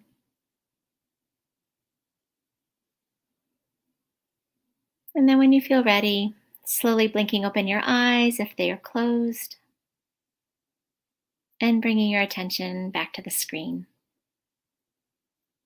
So welcome. I'm so glad so many of you are joining us from all over the world tonight. We're going to practice something today called anchor breathing. And before we do that, I'd like to share the definition of mindfulness that I like to use. Talk to you a little bit about how that will connect to your presence at this session tonight. And then we're going to practice anchor breathing. And then for our ending time, we'll do some deep relaxation called a mental body scan, which is a great way to help you fall asleep at night or get back to sleep if you wake up in the middle of the night. These are all techniques that I hope you can use in your daily life, proactively or in reaction to something that has made you need a moment of calm, of settling, of grounding, of anchoring. All right. So the definition that I like to use of mindfulness comes from Jon Kabat-Zinn. Jon Kabat-Zinn is sort of known as the father or grandfather of modern day mindfulness here in the United States. And what he says is mindfulness is paying attention on purpose to the present moment without judgment. So noticing something in your visual field, or tuning into sound, or if you've ever tasted something and you just close your eyes for a moment, right? That's a mindful moment. Or smell. Last spring, I was out trying to find my dog, and I called to her, and I could see her running down the hill towards my house. And all of a sudden, my whole world was the smell of skunk. Okay? Mindful of smell. You can be mindful of sensations as well, right? Pain, comfort, discomfort, texture, temperature, and also mindful of what's going on internally with your emotions. And the trickiest part of this definition is doing all this paying attention, all this awareness without judgment. Okay? The smell of skunk was very strong, right? So I always encourage folks in my sessions to just notice what comes up for you, right? Without labeling it good or bad. You might be feeling thirsty. It's thirst. Or you might be feeling twitchy, okay? Or uncomfortable. Or something might come up for you and you're like, wow, I didn't know that was going to happen for me. Just noticing it without labeling it positive or negative. Just exactly as it is. Thirst, curiosity, anxiousness, twitchiness, warmth, okay? So for anchor breathing, and I enunciate that because I was working with a group of attorneys in Central Virginia, and one of them said, oh, anger breathing. I do anger breathing all the time. Okay, so not anger breathing, anchor. So picture a boat. And I'm going to use the metaphor of a boat and on the water. But if water imagery does not work for you, for whatever reason, I'll give you some other possibilities as well. So for this, again, finding a comfortable position and settling in. and bringing to mind an image of yourself in a place you love to be, where you are super comfortable, relaxed, at ease. And perhaps that image is out on the water or near the water. If it works for you, imagine yourself perhaps floating on the water, on a boat or a raft, a canoe, or some flotation device. And imagining yourself there. And you look up and you think to yourself, oh, I can see stars or sunlight. Feel the breeze on my face. Maybe you see birds. Maybe you're in a tree. I loved climbing trees when I was younger. You can see the branches of the tree above you, or the sky, the clouds. Or maybe you're down on the ground, on a meadow, looking up at the sky, nature all around you. Or maybe you're in your own cozy bed,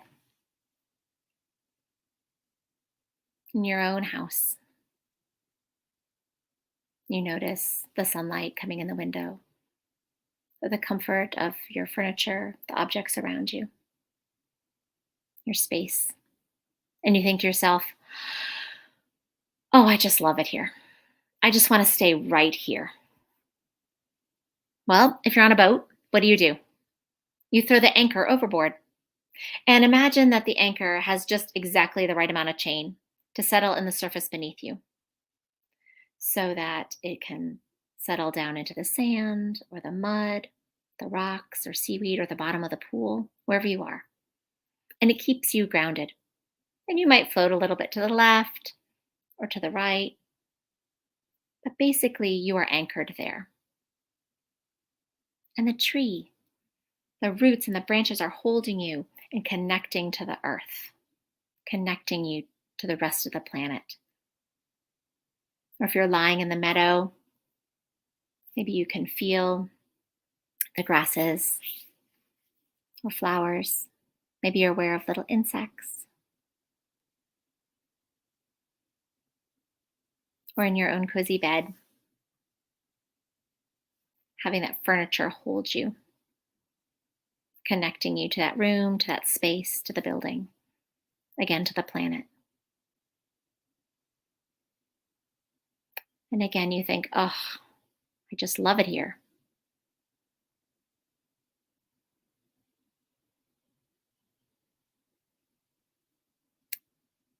Well, on our bodies, we have anchor spots that can help keep us grounded as well. And I'm going to share 3 of them with you tonight. We're going to start, the first one is at your core, at your belly. So take your hands and place them one on top of the other, right over your own stomach muscles. We're going to focus our attention right here at your core. And as you breathe in, you're actually going to expand your belly like a balloon. And then as you breathe out, you're going to draw your belly button back towards your spinal column. Breathing in and expanding. Breathing out and contracting.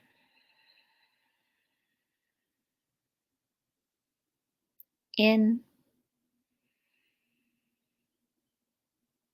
and out.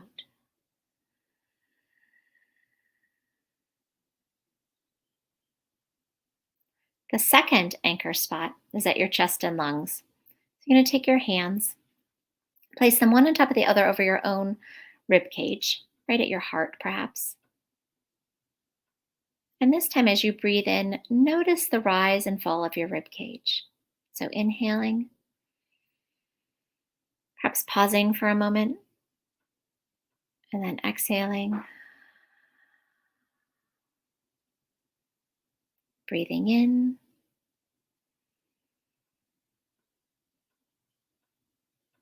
Breathing out.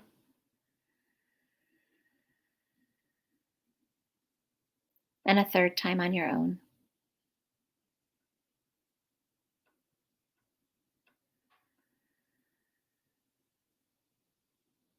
The third anchor spot is in front of your nose and mouth. So what you're going to do is you're going to take your hands and place them one on top of the other and hold them vertically about 2 or 3 inches away from your face. And we're going to focus on this space here between our face and hands, noticing the flow of air, temperature change, whatever comes up for you. So here, breathing in through your nose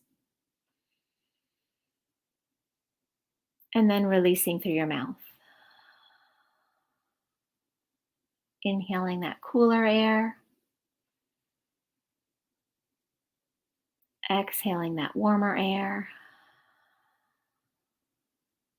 And a third time at your own pace.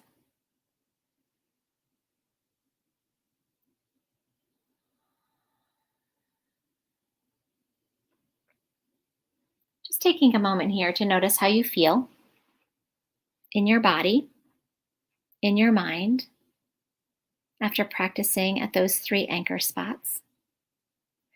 And then asking yourself, is there one of those spots that felt most comfortable for you or resonated with you in some way? Because we're going to do 3 more anchor breaths at your favorite spot. And I'll share that I have a friend who likes to do a combination.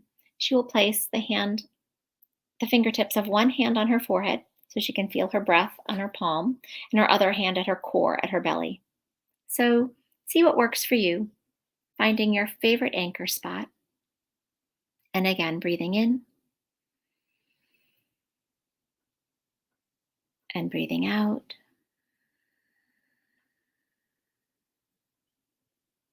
Inhaling, letting go.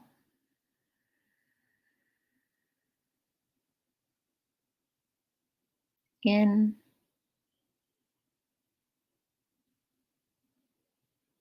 and releasing.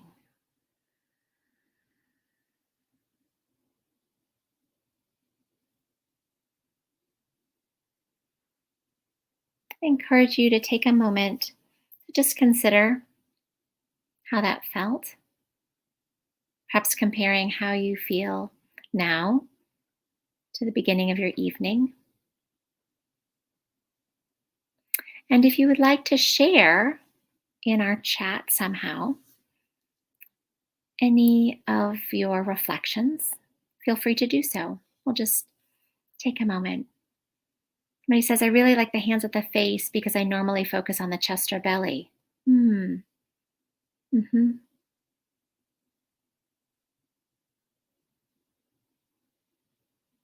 really like the hands at the face because I normally focus. Oh, same one. Thank you.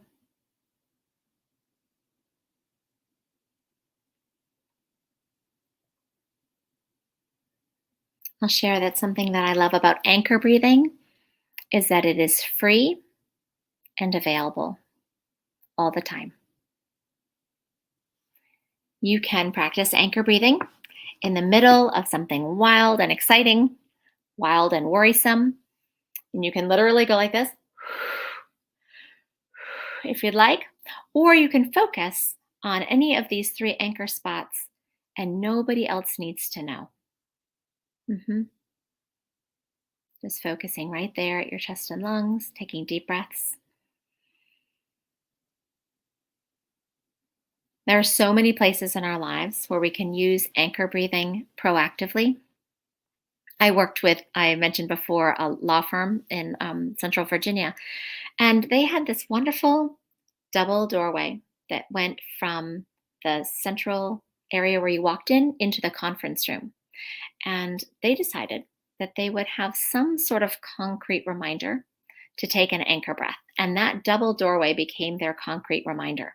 And so the idea was whenever they would come into work, either to meet clients or to go through another door, through the double doors and through the conference room to another door to their offices to meet clients or to work for the day, or when they were leaving for the day and going home to family or to have some time by themselves or significant others, they would take a deep breath.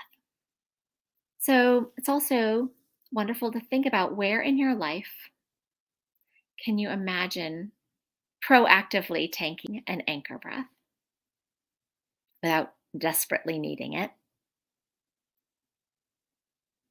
And where in your life you can imagine needing anchor breathing and can imagine using it to help deal with something. So, something that always comes to mind for me is thinking about, you're going to have a difficult conversation with someone, right? Oh, here they come. And you can take those anchoring breaths to settle you. What it literally does is it slows your heart rate, which sends a message to your brain telling you you're relaxed and that you're in control and that you are safe. And when you physically place your hands on your own body, you are sending a message, a mind-body message that you are safe and protected, right? You're physically sort of protecting your body, and that sends a chemical reaction to our brains telling us that we're relaxed. So feel free to do that, right? Send yourself that loving kindness message through your breath and through your own touch. I had a student at the University of Virginia who said that she was getting ready to go meet with her advisor about this, her thesis or some big project that she'd been working on. And she went to the doorway and was about to go in and saw all these professors. There were 5 of them lined up. And she was just expecting her advisor. And she was like, okay, so this is going to be a thing, right? She said she stood in the doorway, took an anchor breath, and walked in. She said, I knew all the stuff, right? I was prepared to meet with my advisor and talk about it. So why not in front of 5 people? And she did it. And she said, anchor breathing. We'd done anchor breathing the night before in a session. So that saved her from getting stuck in her own mind, right? It gets you connected to your body, out of our head. We spend a lot of time stuck up here, worrying, wondering, okay? Yeah, anchor breathing in the midst of my busy day in a classroom is a lifesaver, says somebody. Thank you.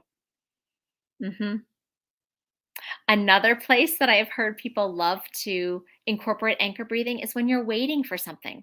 Really, that's often a time when we get frustrated, or people often get on their phones or trying to pass the time, like waiting to cross a street or in traffic at a stoplight. And the traffic moves, and then you stop again, and then you move and you stop again. What if you treated that as a gift from the universe? This is your chance to take some anchor breaths. There's nothing else to do, nowhere else you need to be, just breathing in and letting it all go. All right. What I would like to do is to move into deep relaxation, part of our evening. And what I'm going to do is I'm going to lead you in what's called a mental body scan, which is a great practice that you can use.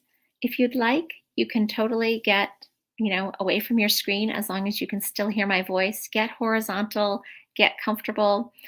I will lead us through this practice, and I'm going to ring my singing bowl. I'm not sure what the sound is going to sound like for you. It rings and echoes for me, but I'm not sure how to adjust the sound so that it does the same for you. So if it's just a little ding, just enjoy that. I will start and stop with the sound of the bell. And so find a position that you can hold for the next 15 minutes. We'll do this for 15 minutes, and then I'll stay on if anybody has questions or comments or would like to share anything from your evening. Okay? All right.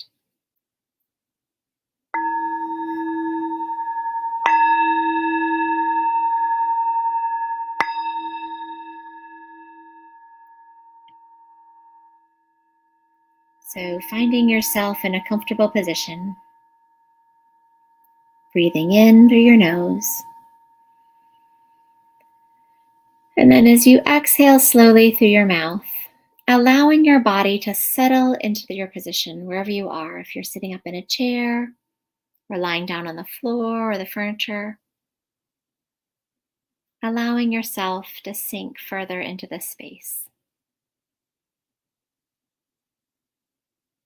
Allowing yourself to be held by the gravity of the earth.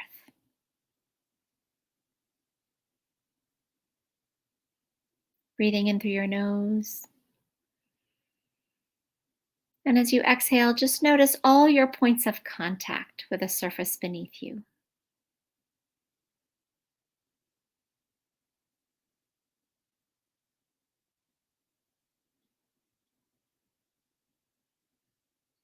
As human beings, we spend so much time stuck in our minds, thinking and wondering, worrying, planning, ruminating. And sometimes that planning and that wondering is exciting and wonderful and important. And sometimes we just want it to stop. So, this mental body scan practice can help us get out of our own way, get out of your head, and get back in touch with your own physical being that's been working for you all along. So, again, breathing in through your nose, pausing for a second or two, and then allowing for a longer exhale through your mouth. Remembering that as your exhales last longer than your inhales, what you're doing is you're literally slowing your heart rate, sending that chemical message to your brain, telling you that you're relaxed.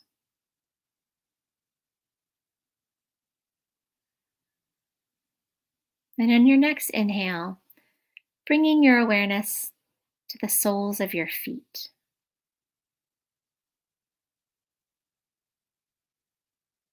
Perhaps you can feel them against your sock or shoe or the floor. Perhaps you can feel the air on your skin.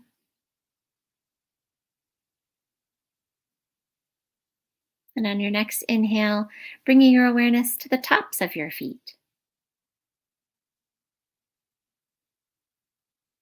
Comparing, contrasting that there. Perhaps you're aware of your laces.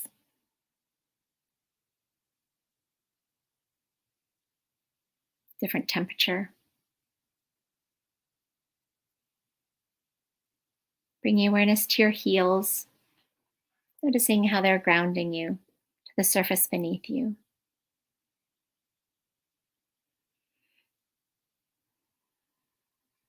Breathing in and bringing awareness to your ankles. No need to shift or change anything, just bringing your attention there.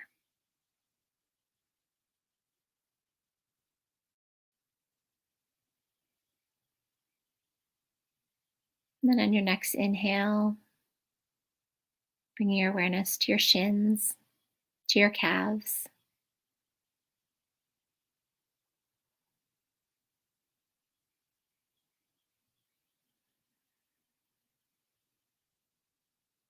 Perhaps becoming aware of the bend in your knees.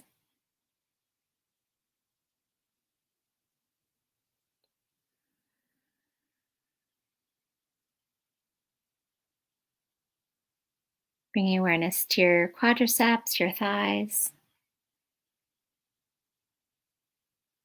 Perhaps becoming aware of the fabric of your clothing, texture, temperature there.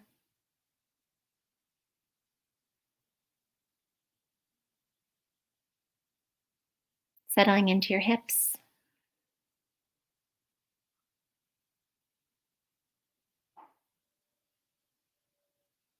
And bringing your attention to your core, to your belly. And taking 3 anchor breaths right here. Expanding your stomach like a balloon as you breathe in. Drawing your navel back to your spinal column as you exhale. Inhaling, expanding. Exhaling, contracting. Breathing in. Breathing out.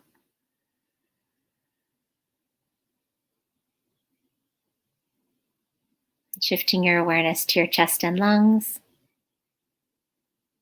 And taking 3 anchor breaths right there, noticing the rise and fall of your rib cage. at your own pace.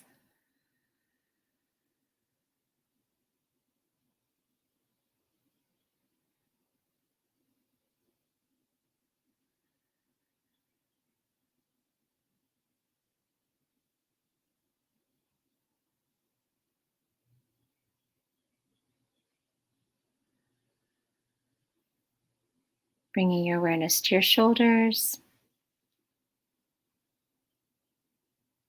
allowing them to relax.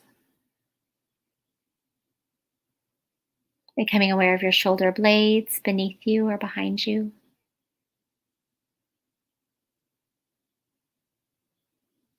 Becoming aware of your spinal column, its sturdy presence in your life,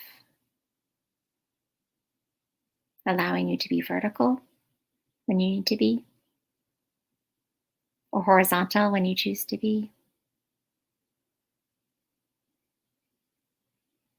Perhaps taking a moment just to be grateful for all the neurological connections that have taken place along your spinal column today in your busy life.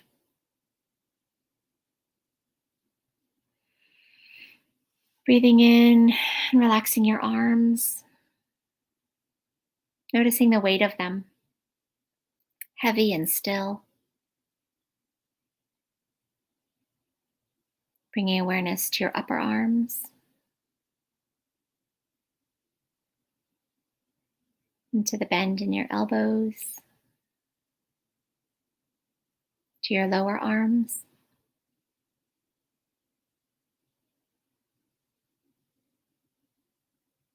to your wrists, where your hands and your arms connect.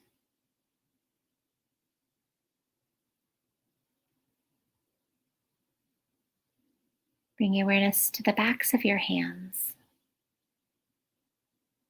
and comparing that to your palms.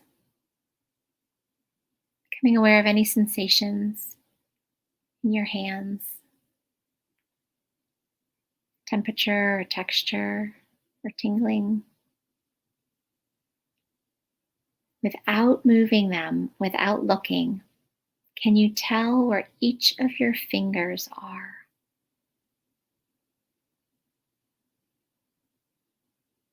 Challenging your proprioceptive awareness, awareness of where your body is in space,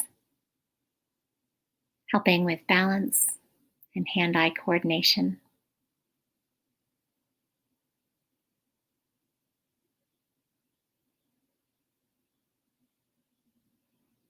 Drawing your awareness up to your neck and throat, taking a moment to swallow. Recognizing that you've probably done that hundreds of times today without thinking about it. Just taking a moment to be grateful for the way your body works, for the way we're able to breathe and to move, often without having to plan it. Gratitude for our ability to swallow. Taking a moment to relax your jaw. Separate your teeth slightly. If you're lying down, you can allow your tongue to float to the bottom of your mouth. If you're sitting up, it might feel better to have it float to the top of your mouth. Just noticing what feels more comfortable for you.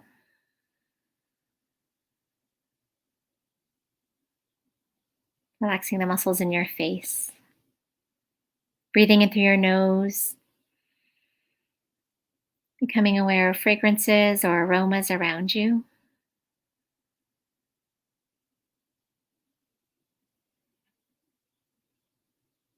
Noticing the weight of your eyelids. Imagining what it would feel like if you could relax the corners of your eyes.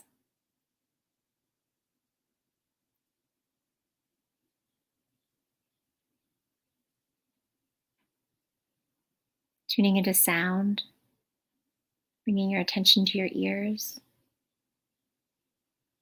Seeing if you can tune into 5 different sounds, staying with each one until it changes or disappears.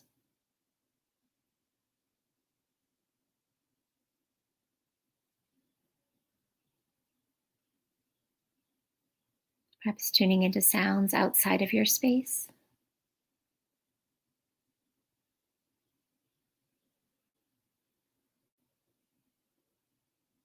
Or closer to you.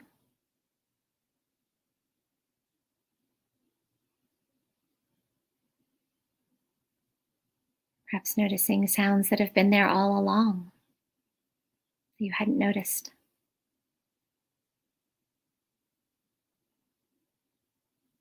Maybe tuning into your own quiet breathing.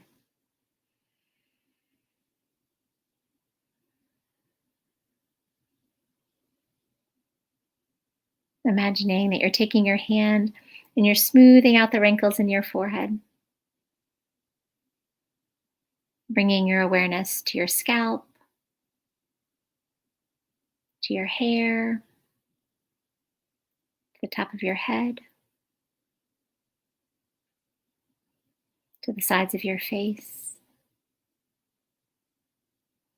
to the back of your head. Just noticing where it's resting. Perhaps bringing a slight smile to your mouth, knowing that you can relax your face by smiling. We use fewer muscles to smile than we do to frown. So allowing for some relaxation right there by smiling.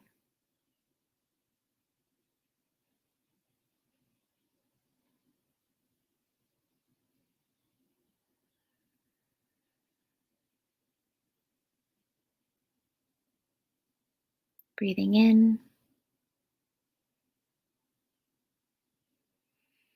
and breathing out. Taking a moment just to be grateful for your physical being. At whatever level of health or fitness you might be in tonight, at this point in your day, or your week, or your life. Gratitude for your ability to move, to communicate, to contemplate.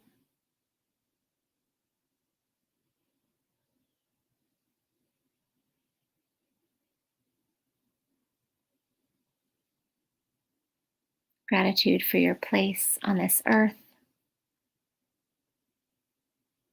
with all your complications, all your challenges, all your celebrations.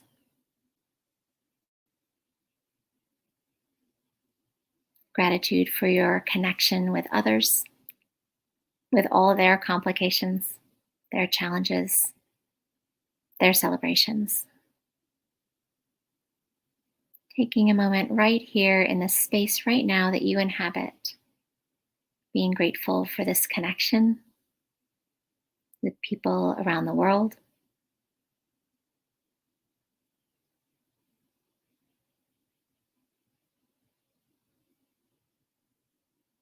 With people we may never meet, but that share a place on this planet with us at the same time. Gratitude for our shared human existence, shared suffering, shared awareness.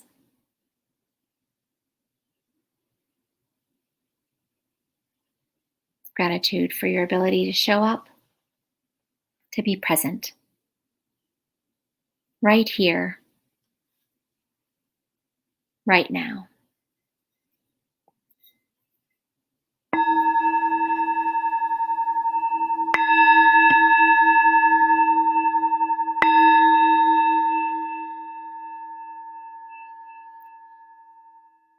You may want to bring some movement into your fingers or toes. Taking a moment, if you're lying down, perhaps to roll over to one side before coming to a seated position wherever you are. And then perhaps with your eyes still closed, taking a moment here to set an intention for yourself. An intention is a word or a phrase or sentence or two to guide you in the days and the weeks ahead. It's different than a to-do list. It's not what you want to do, but how you want to be. So it's a word of a reminder. So maybe your intention is awareness.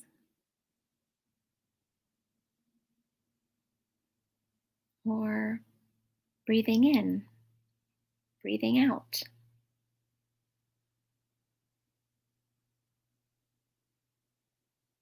Or anchor. Or gratitude. Or moment of calm. Whatever it is, tucking it away in your heart and your mind to carry with you as you leave this space tonight. Slowly blinking open your eyes to readjust to the light in your space. And if you're ready, coming back to the screen. Thank you so much for participating in International Days of Calm. I'm glad to have been with you virtually in this space. Thank you so much, Robin. I'm fully relaxed. I really appreciate it. And it's interesting because that whole body scan, I actually do a similar body relaxation for children, for parents to do with kids. And it's such a great relaxation. And I appreciate you bringing it to all of us. Yeah, you're so Thank you welcome. very much, really. All right. And I'm not sure we had any questions. I think you saw the comments. I think everybody's probably just really relaxed. Right. If you're all asleep and you're watching this later, no judging. It's what your body needs, right? It is. It's so funny when I do like the body relaxation with the kids, and even at like a preschool that I teach at on Fridays. And by the time I get through it, there are like 3 or 4 kids that are like out. Yes. Yep. Yeah, it's wonderful. I always say that, and you can tell when you teach online for Zoom with my college kids. Oh, thank you. Such an honor to spend this time with you. Thank you for that message. Yeah, with college kids, and you say, okay, well, I'll just end the Zoom, and you do it all, and people come on and they wave, and then there's just a couple screens that are still there, and that they'll wake up in 20 minutes or so and feel totally terrific. Right. They fell asleep. It's exactly what you need. Yeah. Exactly. So and it I was hope the that perfect end to our first day, and I'm so grateful that you Great. joined us. Okay. Wonderful. Phil, thank you for everything that you've done to bring people together and to offer this gift to people of different ways that you can, for free. And, Right. these are now tools that you have with you always, and just use them out in the world.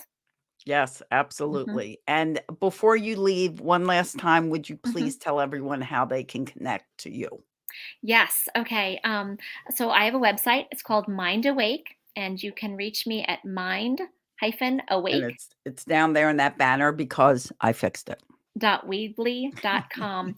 And my books can be ordered on Amazon or at your local bookstore, or you can find me through my website if you'd like a signed copy, and we can figure out how to get it to you.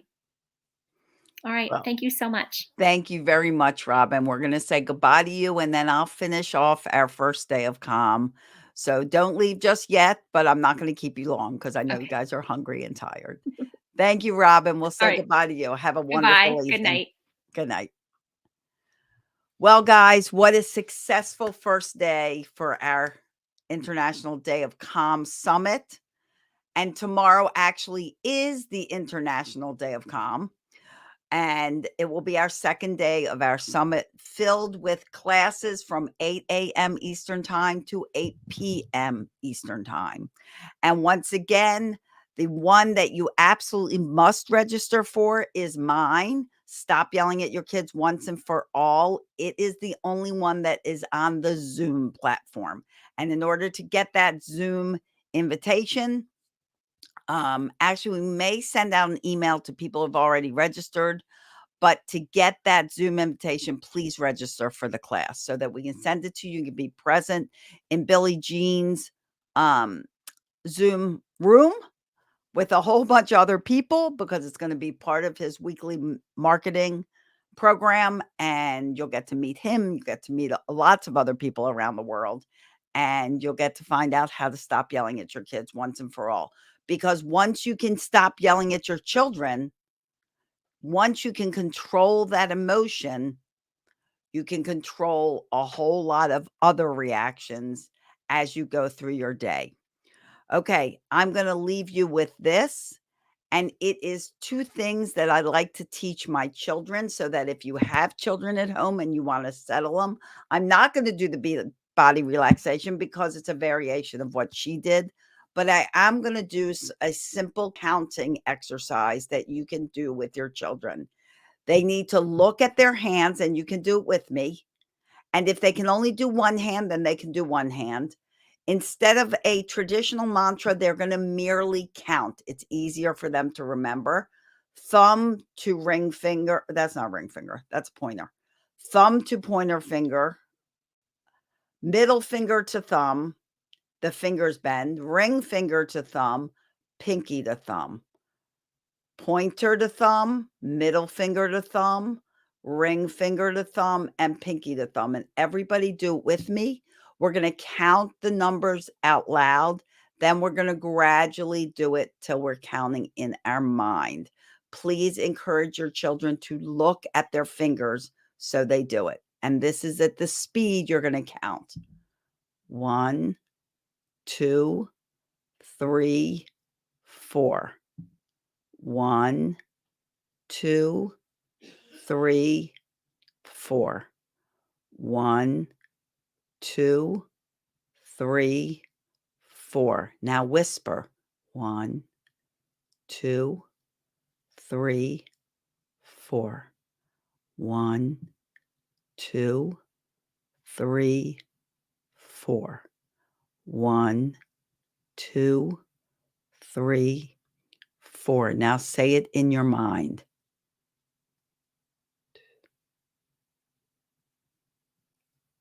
You can close your eyes. Your children may not be able to close their eyes, but they can certainly try depending on their age.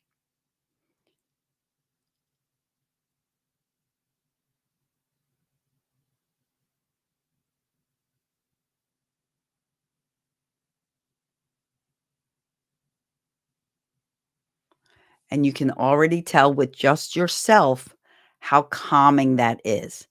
I have had some of my students in my yoga programs that have actually taken that to school. And one of my kids that is ADHD went to his school, went to take a test, and his teacher noticed that before the test, he was counting his fingers, and he calmed himself down and did a wonderful job staying focused on his test. So that's a really great skill to teach your kids. For those of you that don't know, I am the founder of Fun Fit Family Fitness. I am a kids yoga teacher. I am a personal trainer for kids. I'm a laughter yoga teacher. I am the founder of Pumped Up Parenting and work with parents in all aspects of parenting and family empowerment. And I'm, of course, the founder of the International Day of Calm. So that's a great exercise to do with your kids. You can do it even before a meal. You want to calm them down before a meal? Do the finger counting. Calm them down before bed? Do the finger counting. It's very easy for them to do. I'm going to teach you one more thing, and this basically just warms your face and relaxes everything in your face and your skin. You're going to rub your hands together like this. You'll feel the heat and gently cover your face, and the heat will reflect off your hands. Do not touch your hands to your face. Just cover it. Let's do it together. Rub your hands together really fast and warm your face. One more time, rub your hands together really fast and warm your face. Well, I hope you guys are extremely relaxed now, feeling calm, ready to relax and go to bed sometime soon, eat your dinner, whatever it is. I am eternally grateful that you guys joined me.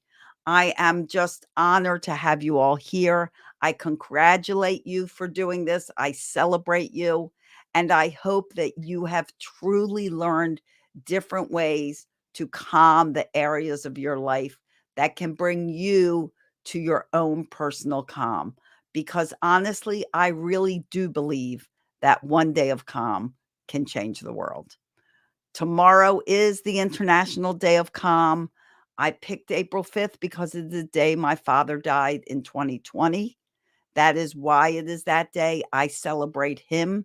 He was the yeller in my family, but he was a very accomplished human being, did all kinds of things for humanity, and yet always felt mediocre because he was yelled at as a child. He was physically abused as a child. And he was never a person that felt like he really made any impact at all. This is why we do this. This is why I'm on a mission to stop parents from yelling at their kids. This is why I'm on a mission to get the world to relax, to think about the way they respond and act, to stop the judging, stop the criticizing, stop the blaming and shaming, and start conscious connecting with each other, start learning of each other, start respecting, trusting, and loving each other. So with that, I close the first day of our International Day of Calm Summit. I thank you a million times for being here. I know taking all this time out of your busy schedule is a real commitment, and I'm grateful that you did. As always, guys, I wish you days filled with peace, love, and tons of laughter.